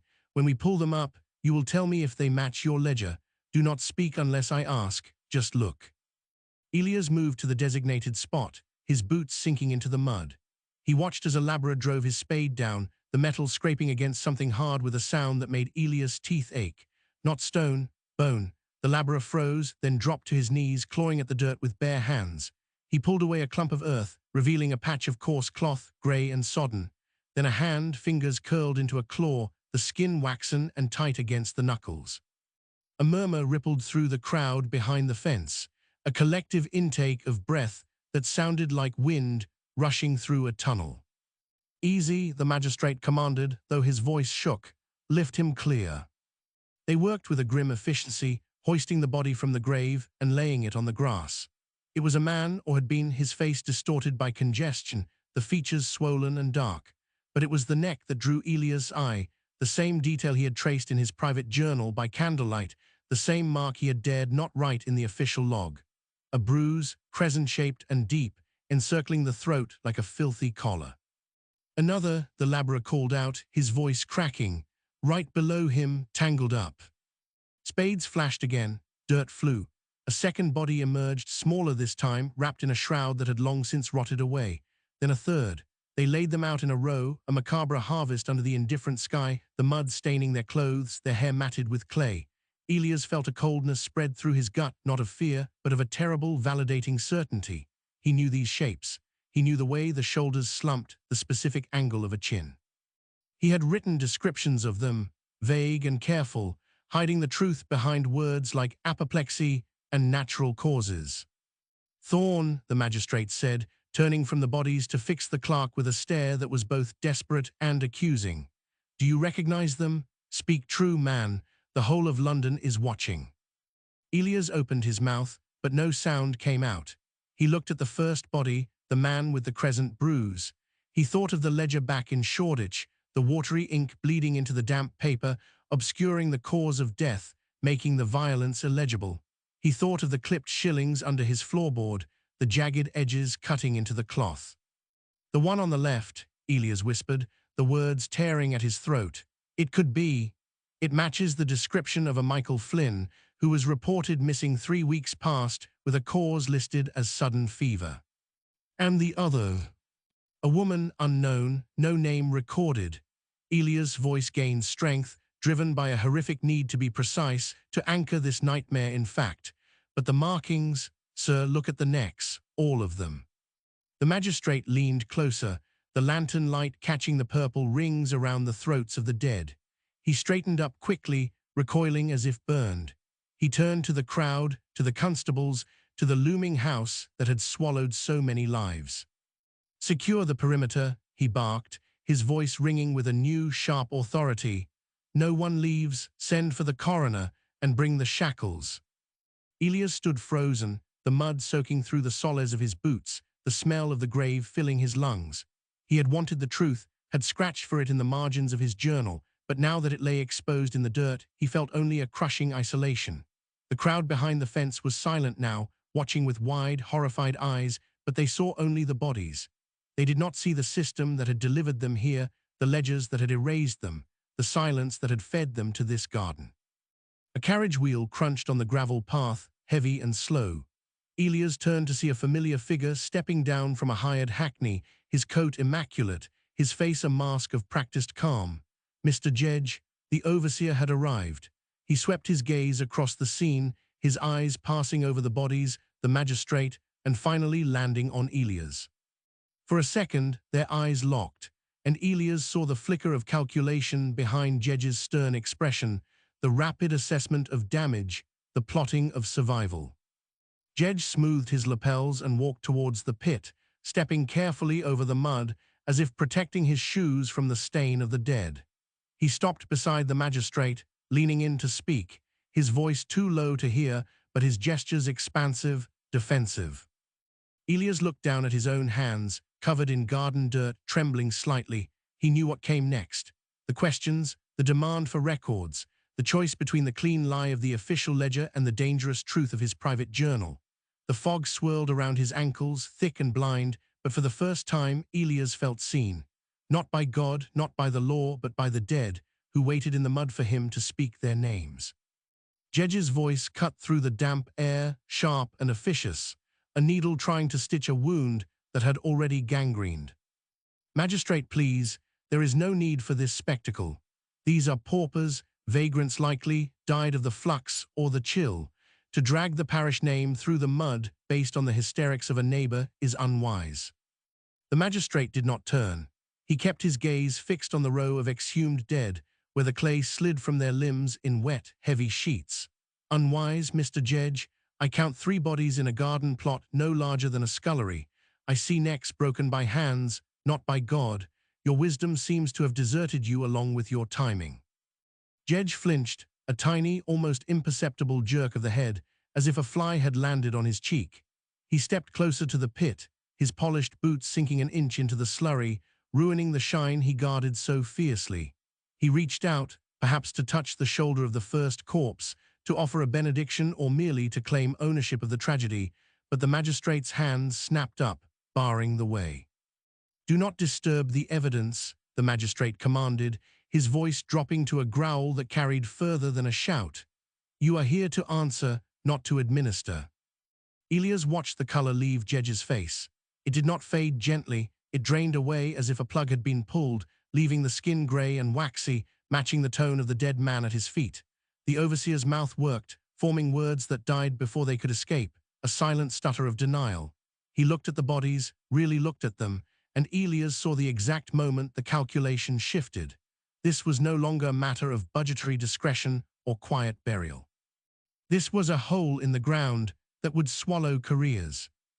Michael Flynn, Jedge whispered, the name slipping out like a secret he had meant to keep locked in the vault of the workhouse ledger. He caught himself, eyes darting to Elias, before correcting that the clerk suggests it is Flynn. The records state fever, however, citing a sudden seizure that was verified. Verified by whom? The magistrate spun around, his coat tails whipping mud onto Jedge's pristine trousers. By you, by this clerk who stands shaking in the rain. Look at them, man, look at the throat of the woman. Does fever leave a thumbprint? Does the cholera crush the windpipe with a rope? Jedge recoiled, stumbling back a step, his heels slipping in the muck. He grabbed the arm of a constable to steady himself, his fingers digging into the rough wool of the uniform. We followed procedure. The coroner signed off. The costs were minimal. We did what was necessary for the ratepayers. Necessary, the magistrate repeated, the word tasting like bile in the cold air. You sold them. You sold them for the price of a drink and a promise of quiet. The crowd behind the fence surged forward, the wooden rails groaning under the pressure of bodies leaning in. They had heard enough. The murmur rose, no longer wind in a tunnel but a low, angry roar, the sound of a city waking up to its own rot. Stones clattered against the fence. A voice shouted, murderers. Another, where are our kin? Jedge shrank back, his authority dissolving into the fog. He looked small now, a hollow man in a large coat, stripped of the bureaucratic armor that usually protected him.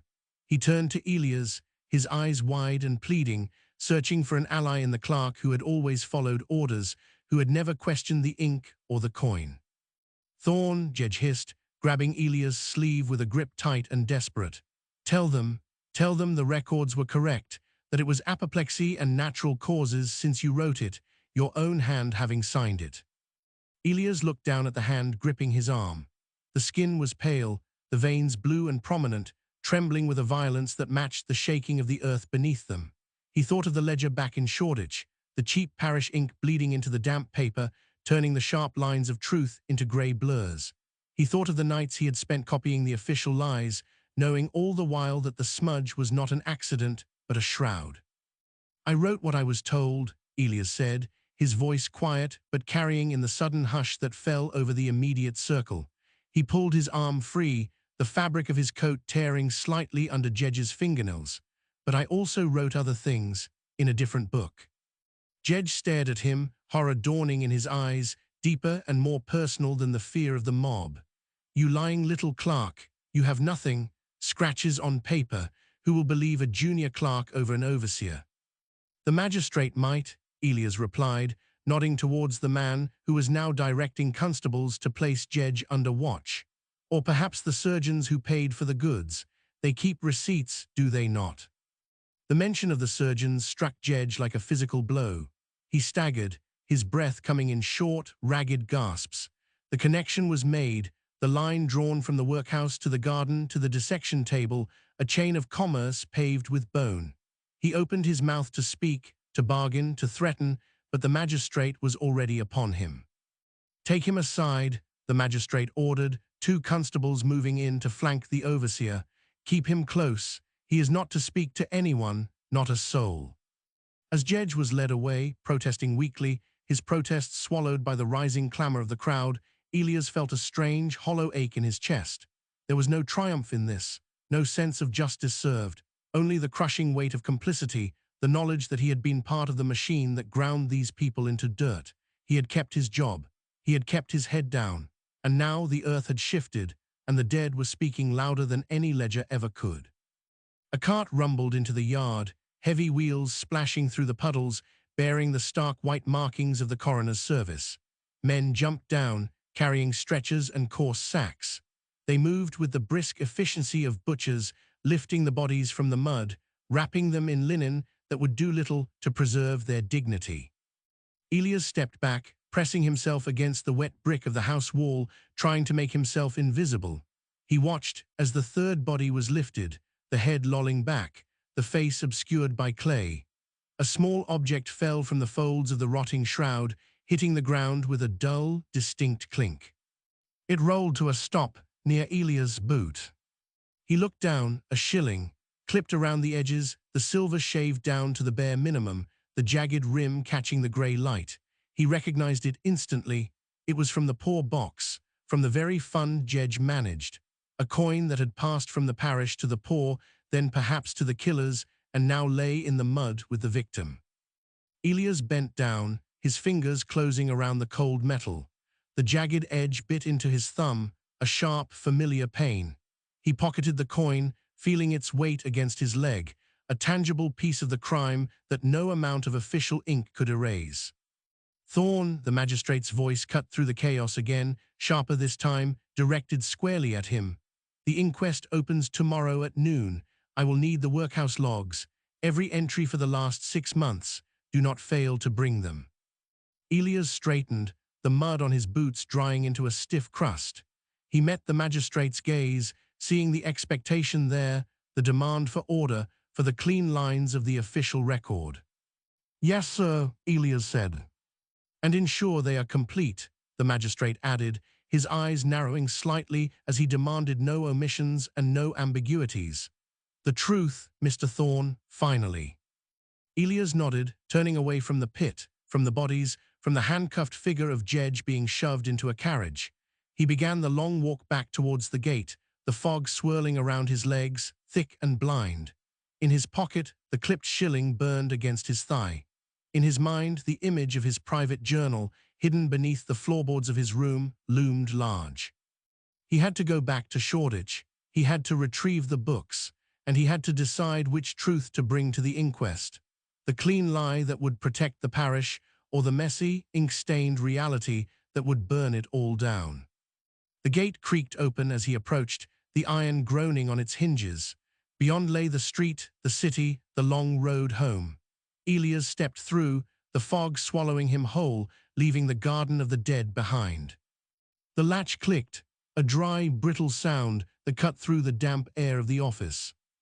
Jedge stood in the doorway, hat in hand, the brim crushed by a grip that had turned his knuckles the color of old parchment.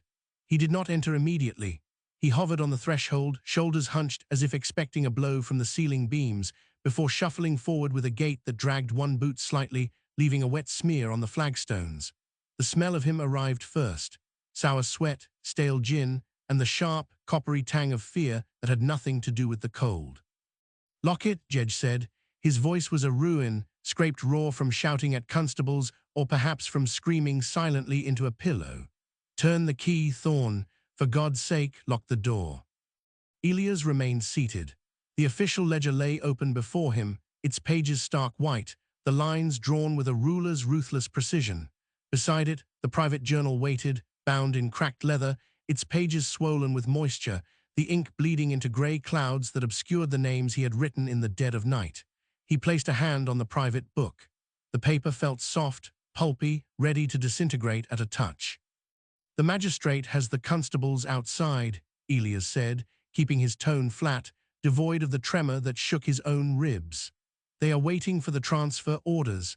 They will be here within the hour." "Let them wait." Jedge reached the desk and slammed a palm down so hard the inkwell jumped, sending a drop of watery pigment spilling instantly across the grain to form a dark stain that mimicked the bruises on the boy's neck. "You do not understand. They have Jedge, and they have the men from Bethnal Green, but they do not have the chain, not the whole chain." He leaned in, his breath hot and reeking of onions. His eyes, usually hard and assessing like a butcher weighing a joint of meat, were wide, darting towards the window where the fog pressed against the glass, thick and yellow as suet. "There are pages," Jedge whispered, the words tumbling over each other in a desperate rush. "The transfer logs for November, the ones detailing the unclaimed bodies released to the surgeons prior to the discoveries in the garden. They must be misplaced, lost, a clerical error, nothing more." Elias looked at the man, really looked at him. He saw the sweat beading on Jedge's upper lip, the way his cravat sat crookedly, undone by frantic fingers. This was the overseer who had threatened him with the treadmill for questioning a verdict of apoplexy, the man who had signed off on the burial of Martha Gable without a second glance, who had balanced the parish books on the backs of the nameless dead. Now he begged. "If I remove them," Elias said, "the gap will be visible. Since the magistrate knows the sequence, he asked for completeness." "Then falsify the dates," Jedge hissed, grabbing Elias' sleeve. His grip was weak, trembling. "Shift the entries to December. Claim a delay in the paperwork. Claim the humidity ruined the earlier sheets. Use the ink, man, look at it." He gestured wildly at the spill on the desk, at the smudged entries in the private journal where the cheap parish pigment had run wild, turning letters into unreadable ghosts. "It is already done. The truth is already blurred. Why fight it?" He paused, swallowing hard, his Adam's apple bobbing like a stone in a throat too dry to speak. Then the offer came, soft and poisonous. "Do this, Elias, and the matter ends here. You are not implicated. No one need know you saw anything more than a tragic series of natural deaths. And there is recompense." Jedge fumbled in his waistcoat pocket, pulling out a small leather pouch that clinked dully. He appended it onto the desk. 3 shillings rolled out, spinning briefly before settling. A promotion, a transfer to the Kensington Union, a quiet office, warm fire, no more damp. No more dead boys with blue marks on their throats. Elias stared at the coins. They were bright, freshly minted, untouched by the grime of the workhouse. But as he looked closer, he saw the light catch the edges, shaved, clipped. The jagged rims caught the dim lantern light, reflecting it in broken, uneven shards. The same coins that had circulated through the poor box, passed from the parish to the desperate, then to the killers, and finally found in the mud of Nova Scotia Gardens. The value had been stolen, shaved away to make a profit, just as life had been shaved from the paupers to balance the budget. He thought of the boy, Michael Flynn, or perhaps the name was lost, swallowed by the same fog that now blinded the street outside. He remembered the weight of the body when they had carried it in, the stiffness of the limbs, the terrible silence of a throat that would never speak again. He remembered the specific, ugly detail of the bruising, the fingerprint of violence that the coroner had politely ignored. Exposing Jedge would bring a trial. It would bring headlines. It might even send this sweating man to the gallows alongside Bishop and Williams. But it would not bring the boy back. It would not stop the surgeons who needed fresh clay for their knives. It would not fill the bellies of the poor who sold their dead for a pint of gin and a clipped shilling. The machine was too vast, its gears greased with too much indifference. To pull one cog was to invite the whole mechanism to crush him, and for what? a moment of righteous fury that would change nothing but the names on the charge sheet. "The Kensington Post," Elias said, his voice sounding strange to his own ears, distant and hollow. "It is a warm office, you say?" "Very warm," Jedge nodded eagerly, sensing the yield. "Coal was provided, along with a clerk to do the heavy lifting, so you would only oversee. Just oversee." Elias reached out. His hand hovered over the private journal. The smudged ink looked like a wound that refused to scab, a grey weeping sore on the page. He thought of the magistrate's demand for truth. Finally, as if truth were a commodity one could simply hand over, wrapped in paper and tied with string. But truth here was fluid. It bled. It blurred. It depended on the quality of the ink and the humidity of the room. He closed his fingers around the leather binding of the journal. It felt heavy, weighted with the names of the erased. "Give me the logs," Jedge urged, reaching for the official ledger. He would adjust the dates himself, requiring nothing of the other but to look away. "No," Elias said. Jedge froze. "No. I will do it." Elias stood up. He did not hand over the books. Instead, he picked up the private journal, holding it by the spine as one might hold a dead rat by the tail. He walked to the grate, where the fire had burned down to a bed of sullen, glowing embers. The heat washed over his face, dry and biting, contrasting sharply with the damp chill of the room. "What are you doing?" Jedge stepped forward, panic flaring in his eyes again. "Do not destroy them. We need them for the cover. We need to alter her." "We need nothing," Elias said. He opened the journal. The pages fluttered, loose and damp. He saw the entry for November 14th. Unknown male, approx. 10 years, bruising on trachea. Coroner, apoplexy. The ink had run, turning the word apoplexy into a dark, shapeless blot. It looked like a bruise itself. Elias tipped his hand. The journal slid from his grip and fell into the grate. It landed on the embers with a soft thud. For a second, nothing happened. Then, a tongue of orange flame licked up the corner of the page. The fire caught the dry edges first, curling the paper into black scrolls that disintegrated into ash. The damp pages hissed, releasing a plume of grey smoke that smelled of burning wool and old sorrow. Jedge watched, mouth agape, as the flames consumed the names. He saw the record of the boy vanish, the description of the bruising turn to carbon and float up the chimney, joining the soot that coated every surface in London. "There," Elias said, turning back to the desk as the fire crackled, consuming the evidence of his own conscience.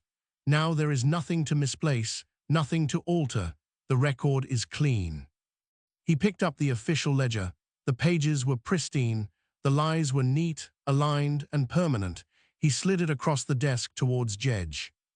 "The truth, Mr. Jedge," Elias said, his voice steady, devoid of everything but a terrible, quiet exhaustion. "As required."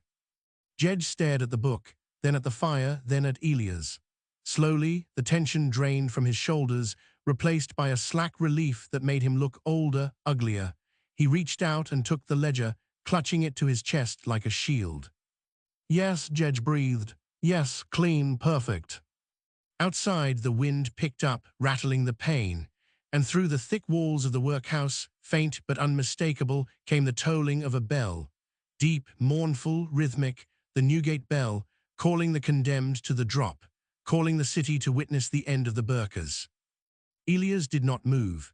He stood by the grate, watching the last corner of the journal blacken and curl, the ink smudging one final time before turning to dust. The bell tolled again, vibrating in the floorboards, a sound that seemed to echo the finality of the choice he had just made. "Go," Elias said to the overseer, not looking at him, "before the magistrate arrives." Jedge nodded, clutching the ledger, and hurried to the door, his boots slipping slightly on the wet flagstones as he fled into the fog. Elias remained alone. The fire popped, sending a shower of sparks up the chimney. He reached into his pocket and touched the clipped shilling, the jagged edge biting into his thumb, a sharp, familiar pain that grounded him in the room, in the lie, in the life he had chosen to keep. The bell tolled again, closer now, or perhaps it was just the silence growing louder. The bell tolled again. Elias stood at the window of the clerk's office, his forehead resting against the cold, sweating glass, watching the river of humanity flow towards Newgate. It was a Sunday, yet the Sabbath peace had been stripped away, replaced by a frantic, hungry migration. They came in droves from Shoreditch, from Spitalfields, from the warren of alleys that clung to the workhouse walls like ivy made of brick and soot. Men in Sunday best, their collars stiff and white against grime-stained necks, women shawled in rough wool, carrying infants who would never understand the spectacle, boys scrambling over cart wheels, shouting bets on how long the drop would take. They moved as one organism, a single pulse beating towards the gallows, drawn by the promise of blood to wash away the week's sins. "Happy hanging day," a voice croaked from the street below. Elias did not turn. He knew the speaker. Old Miller, the scavenger who picked bones from the gutters, stood on the corner waving a ragged hat at the passing crowd. "Best show in London, Mr. Thorne," Miller called up, his breath pluming in the damp air. "Two for the price of none, Bishop and Williams, dangling like Christmas geese." "Go home, Miller," Elias said. His voice sounded thin, scraped raw from the smoke of the grate. "Home? Who's got a home when the hangman's at work?" Miller laughed, a wet, rattling sound. "Besides, someone's got to sweep up the coins the folks drop when they faint. Bad luck to leave silver in the mud, ain't it?" Elias stepped back from the window. The glass retained the imprint of his brow, a greasy smear that distorted the view of the street below. He wiped it away with his sleeve, the rough fabric catching on the condensation. Outside, the fog had rolled in off the canal, thick and yellow, chewing at the edges of the buildings until the world beyond the pane seemed to dissolve into a void. The crowd swallowed the sound of Miller's laughter, absorbing it into the low, constant roar of anticipation. They were going to watch justice done. They were going to see the men who had turned murder into a trade strangled by the state, a neat reversal that made the stomach turn less than the original act. It should have felt like an ending. The discovery in Nova Scotia Gardens, the frantic inquiries, the confessions extracted in the damp cells of Newgate, it had all led to this morning. The machinery of the law had ground its gears and produced two corpses to balance the scales, but as Elias turned from the window, the hollow space behind his ribs yawned wider. There was no relief, no cleansing. Only the dull, grinding exhaustion of a man who knows that cutting off a rotting limb does nothing to cure the disease in the blood. He walked to his desk. The chair scraped against the flagstones, a harsh, grating noise that echoed in the empty room. Jedge was gone, fled with the official ledger clutched to his chest like a newborn, leaving Elias alone with the silence and the smell of burnt paper that still clung to the curtains. The fire in the grate had died down to a bed of grey ash, cold now, hiding the secrets he had fed it only minutes before. The journal was gone. The names, the bruises, the truth of the boy with the broken trachea, all of it reduced to carbon and drift, rising up the chimney to settle somewhere else in the city, on someone else's washing, in someone else's lungs. He sat, the wood of the desk felt solid under his palms, unyielding. Before him lay the new intake log, a fresh stack of paper waiting to be filled with the dead who had arrived while the city watched the hanging. The parish never stopped dying. The hangman could drop his trapdoor 1,000 times, and still the carts would rattle through the fog tonight. Still the bodies would pile up in the cellar. Still the coroner would murmur apoplexy over a neck marked by thumbs. A pen lay on the blotter. He picked it up. The quill felt light, fragile. He dipped it into the inkwell. The ink was wrong, again. It pooled on the surface, watery and pale, lacking the deep, vitriolic black of proper gallnut pigment.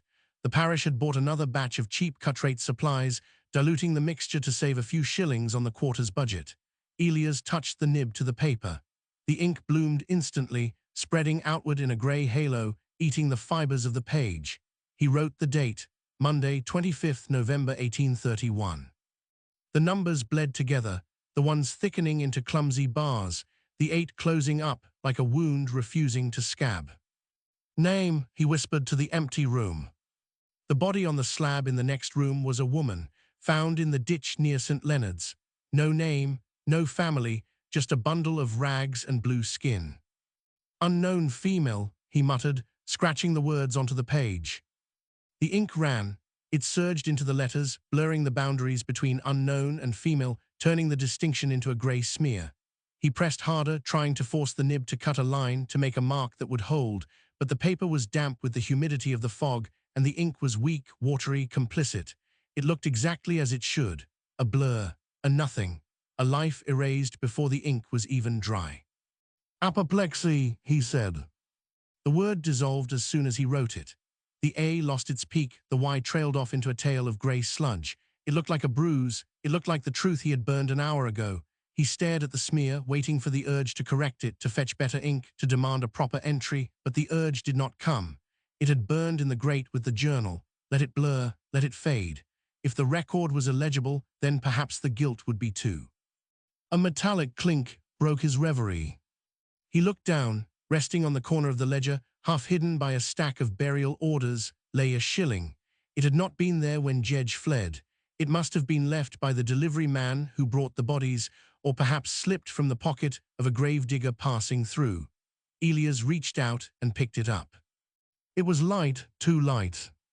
He ran his thumb along the edge. The silver had been shaved, clipped clean around the circumference, leaving a jagged, serrated rim that bit into his skin. A defective coin, passed from hand to hand, stealing value at every transaction until it was worth nothing but the face it pretended to hold. He turned it over. The king's head was worn smooth, the features erased by circulation, by theft, by the desperate fingers of the poor who had no choice but to accept it. Dirty money, Miller's voice echoed in his head, though the scavenger was blocks away now. Elias held the coin up to the grey light filtering through the fog. It shimmered, dull and deceitful. This was the currency of the parish. This was the price of a pauper's burial. This was the wage for the silence he had just purchased with ash. He could keep it. He could slip it into his waistcoat, add it to the few coins he saved for a rainy day, for a future that felt increasingly unlikely. Or he could throw it out the window, let it vanish into the mud where Miller waited to sweep it up. He stood up. The chairs scraped again, a harsh protest against the floor. He walked to the corner of the room where the poor box sat, a locked iron chest with a slit in the top, meant for donations that never came. He had the key in his pocket. He always had the key. He unlocked the lid. The hinges groaned, a dry, rusty sound. Inside, the box was nearly empty, holding only a few coppers and a handful of other clipped shillings that rattled loosely when he moved the lid. They lay there like dead beetles, shiny but hollow. Elias dropped the coin. It fell through the air, spinning, catching the light for a fraction of a second before striking the bottom of the box. Clink. The sound was wrong, dull, flat. It did not ring with the clear, true note of solid silver. It sounded like a stone dropping into a grave. It sounded like a gavel striking a coffin. "Amen," Elias whispered. He closed the lid. The lock clicked, sealing the theft inside, securing the economy of death that would grind on regardless of who swung at Newgate. Bishop and Williams were dead. The surgeons would still need bodies. The parish would still need to balance the books. The fog would still roll in off the canal, swallowing the screams and the silence alike. He returned to his desk. The pen waited. The ink had dried into a grey smear, permanent in its ambiguity. Elias dipped the nib again. The watery pigment clung to the metal, trembling, ready to blur the next name, the next lie, the next truth that no one wanted to see. Outside, the bell tolled once more, a final, mournful note that seemed to vibrate in the glass, in the floorboards, in the very marrow of his bones. The crowd was cheering now. He could hear it faintly through the walls, a distant roar of approval for a job well done. Elias Thorne bent his head. He touched the pen to the paper, and he began to write. The scratch of the nib ceased. The ink settled into the fibers, a grey wound that refused to close. Elias sat back, the wood of the chair groaning under his weight, and listened to the room breathe. Dust motes danced in the sliver of light cutting through the fog, swirling above the ledger like spirits denied their rest. He wiped his fingers on his waistcoat, rubbing away the smear of pigment, but the stain remained under his nail, a permanent mark of the trade. A knock rattled the doorframe. 3 sharp raps, impatient and heavy. Elias did not move immediately.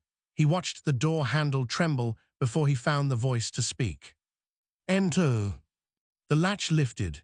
Sealers, the parish beadle, pushed his way in, bringing a gust of cold air and the smell of wet wool with him. He carried a stack of burial orders, damp at the edges, and shook the rain from his hat onto the floorboards without apology. "Crowds are thick down by Newgate," Sealers said, dumping the papers on the corner of the desk. "Can't move a cart through the press. They want blood, Mr. Thorne. Nothing less will satisfy them today." "Let them have their show," Elias replied, his voice sounding thin in the small room and stripped of authority. "I require the counts for the morning intake. The slab is full." "Full enough." Silas leaned against the doorframe, picking at a loose thread on his coat. "2 from the canal, 1 from the workhouse infirmary, all marked natural since Jedge signed off before he left." "Jedge is gone." "Is he?" Silas chuckled, a dry, rattling sound. "Men like Jedge don't go, they hide. There's a difference." Elias looked at the stack of papers. The top sheet was curled, the ink still wet. He reached for it, but his hand hovered over the pile. Something glinted beneath the corner of the top page, catching the grey light from the window. Silver. "Leave the orders," Elias said. "Go." Silas pushed off the frame. "You look poorly, Clark. You should get out, breathe something that isn't death." "There is nothing else to breathe in Shoreditch." "Suit yourself." Silas pulled the door shut. The latch clicked. Elias waited until the footsteps faded down the corridor. Only then did he lift the top sheet. The glint remained. He peeled back the paper and found the coin resting on the wood of the desk, exactly where Silas's hand had been, a shilling. It sat there like an accusation, dull against the dark grain. He picked it up.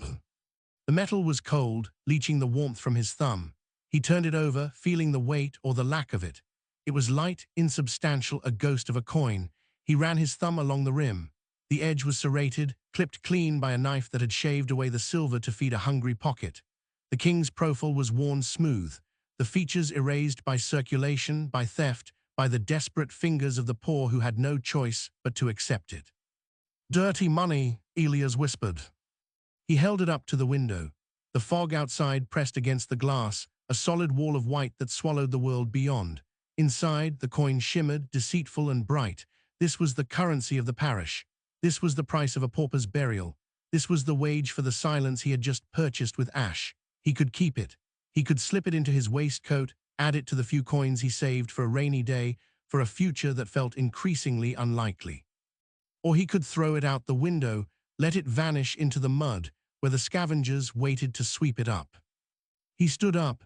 The chairs scraped against the floor, a harsh protest that echoed in the silence. He walked to the corner of the room where the poor box sat. It was a locked iron chest with a slit in the top, meant for donations that never came, painted black to match the mood of the institution. He had the key in his pocket. He always had the key. The metal of the key was warm from his body heat, contrasting with the chill of the coin. He unlocked the lid. The hinges groaned, a dry, rusty sound that spoke of neglect. Inside, the box was nearly empty, holding only a few coppers and a handful of other clipped shillings that rattled loosely when he moved the lid. They lay there like dead beetles, shiny but hollow, a collection of stolen value gathered into one iron throat. Elias held the coin over the slit. For a moment he hesitated, the shilling representing a meal and coal for the evening, a choice he was no longer permitted to make. To keep it was to admit complicity. To drop it, however, was to acknowledge the system that produced it. He opened his fingers. The coin fell through the air, spinning, catching the light for a fraction of a second before striking the bottom of the box. Clink. The sound was wrong, dull, flat. It did not ring with the clear, true note of solid silver. It sounded like a stone dropping into a grave. It sounded like a gavel striking a coffin. "Amen," Elias whispered. He closed the lid. The lock clicked, sealing the theft inside, securing the economy of death that would grind on regardless of who swung at Newgate. Bishop and Williams were dead. The surgeons would still need bodies. The parish would still need to balance the books. The fog would still roll in off the canal, swallowing the screams and the silence alike. He returned to his desk. The pen waited. The ink had dried into a grey smear, permanent in its ambiguity. Elias dipped the nib again. The watery pigment clung to the metal, trembling, ready to blur the next name, the next lie, the next truth that no one wanted to see. Outside, the bell tolled once more, a final, mournful note that seemed to vibrate in the glass, in the floorboards, in the very marrow of his bones. The crowd was cheering now. He could hear it faintly through the walls, a distant roar of approval for a job well done. Elias Thorne bent his head, he touched the pen to the paper, and he began to write. The Sunday Bloom of Bethnal Green is a work of fiction. Its characters and scenes are invented, but the story is grounded in real events, places, and the social conditions of its period, dramatized, not documented. The history behind it draws on these real sources. London Burkers. Columbia Road Flower Market. Researched via Wikipedia and contemporary records. Liberties taken with the timeline or with real persons are the author's own.